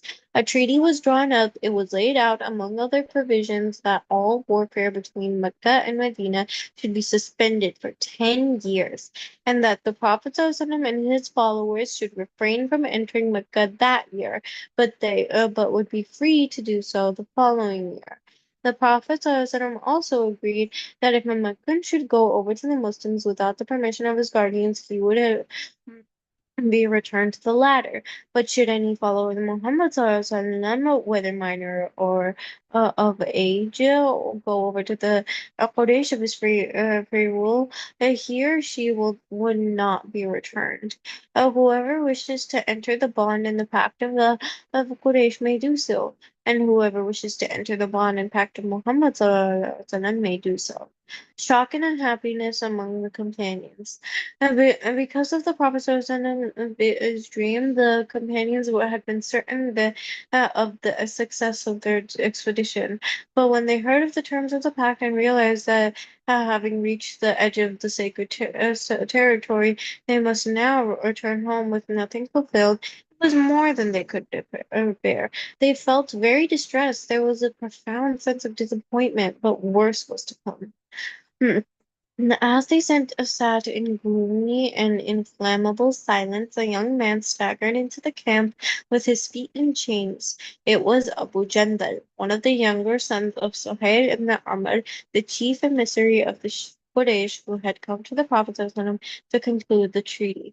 His father had imprisoned him on the account of his Islam, fearing that he would escape to Medina. His older brother Abdullah was among the pilgrims. He was about to welcome him when Suhail caught hold of the chain that was around the captive's neck and grabbed him by the beard. He turned to the Messenger of Allah and said, "Our pact was concluded before this man came to you." "That is true," said Allah's Messenger sallallahu. Suhail said, "Return him to us then." Abu Jandal shouted at the top of his voice, "O Muslims, am I to be returned to the idolaters for them to torture me on account of my religion?" The Prophet ﷺ asked Suhail as a favor to let his son go free, but Suhail refused. "Be patient, Abu Jandal," said Allah's Messenger ﷺ. "Allah will surely give you and those with you a relief and a way out." Mm. "We have agreed on the terms of the pact with these people. We have given them our solemn pledge. We will not break our word now." The situation was very painful, but the Prophet ﷺ always honored his agreements and pledges regardless of any bad consequence that others feared would happen. The companions watched as their brother in faith was being forced to return to Mecca in chains, but they showed a unique degree of restraint and obedience to Allah's Messenger and Abu Jandal was returned to Quraysh. Umar's anger and resentment. The companions were terribly displeased with the terms of the treaty. Umar was if ﷺ could no longer contain himself. He went to the Prophet ﷺ and said, "Aren't you Allah's messenger?" He answered, "Yes." "Aren't we right and our enemies in the wrong?" he asked. And again the Prophet the messenger of Allah assented. "Then why should we surrender in such lowly manner against the honor of our faith?" Asked Umar radiallahu anha, whereupon the Prophet ﷺ said, "I am Allah's messenger and I will not disobey him. He will certainly give me victory." But Umar continued, "But did you not tell us that we should go to the house and make our rounds around it?" And the Prophet ﷺ answered, "Yes. But did I tell you that we should go to do it this year?" Umar agreed that he had not. And the Prophet ﷺ said, "He will surely go to the house and will make your rounds around it." However, Umar was still not satisfied and went to Abu Bakr radiallahu anhu pour out his feelings still further. He put to him exactly the same questions he had put to the Prophet. Abu Bakr pacified him, saying, "He is Allah's messenger. He will not disobey his Lord. He is his helper. So control yourself. By Allah, he is on the right." These words impressed Umar. Although his feelings had not subsided, he gave no further vent to them. When the Prophet ﷺ summoned him to put his name to the pact, he signed it silently. Allah's Messenger ﷺ was standing with those who had signed with the document. He now turned towards the main body of the pilgrims and said, "Rise and sacrifice your animals and shave your heads." No one moved. He repeated his order a second and a third time, but they simply looked at him, stunned and bewildered in silence. It was not a rebellion, but they were genuinely distressed. Their expectations were shattered. They were perplexed by the command to do something unusual. Their sacrifices had to be offered in the sacred territory. Allah's Messenger looked at them in dismay. He then withdrew to his tent and told Salama radiallahu anha what had happened. "Go forth," she advised. "Say no word to anyone until you have offered your sacrifice." So the Prophet went to the camel, which he himself had consecrated and sacrificed it, saying Bismillah, Allahu Akbar in a loud voice so that the companions could hear. At these words, the men leapt to their feet and raced to perform their sacrifices. When Allah's Messenger ﷺ called for Khirash ibn Umayyah al-Khuzari to shave his head, many of the companions set about shaving their heads vigorously, but some of them merely cut locks of their head, knowing that it was traditionally acceptable as substitute. Meanwhile, Allah's Messenger ﷺ stood at the entrance of his tent with a shaven scalp. He said, "May Allah have mercy on those who have had their heads shaved." He repeated this thrice. And then he added, and upon those who had cut their hair short. Mm-mm. And who had their hair cut short. The camel that the Prophet ﷺ had slaughtered once belonged to Abu Jahad. The Prophet ﷺ had received it as his portion of the spoils of war after the Battle of Badr. He slaughtered it there to anger the idolaters. Everyone rejoiced, taking it as a sign that their pilgrimage had been accomplished due to their intentions. They now understood why the Prophet ﷺ had told them to perform their sacrifices. 10:02. Okay, so this was your lesson for today. Inshallah, we will see you tomorrow on Monday. On Monday.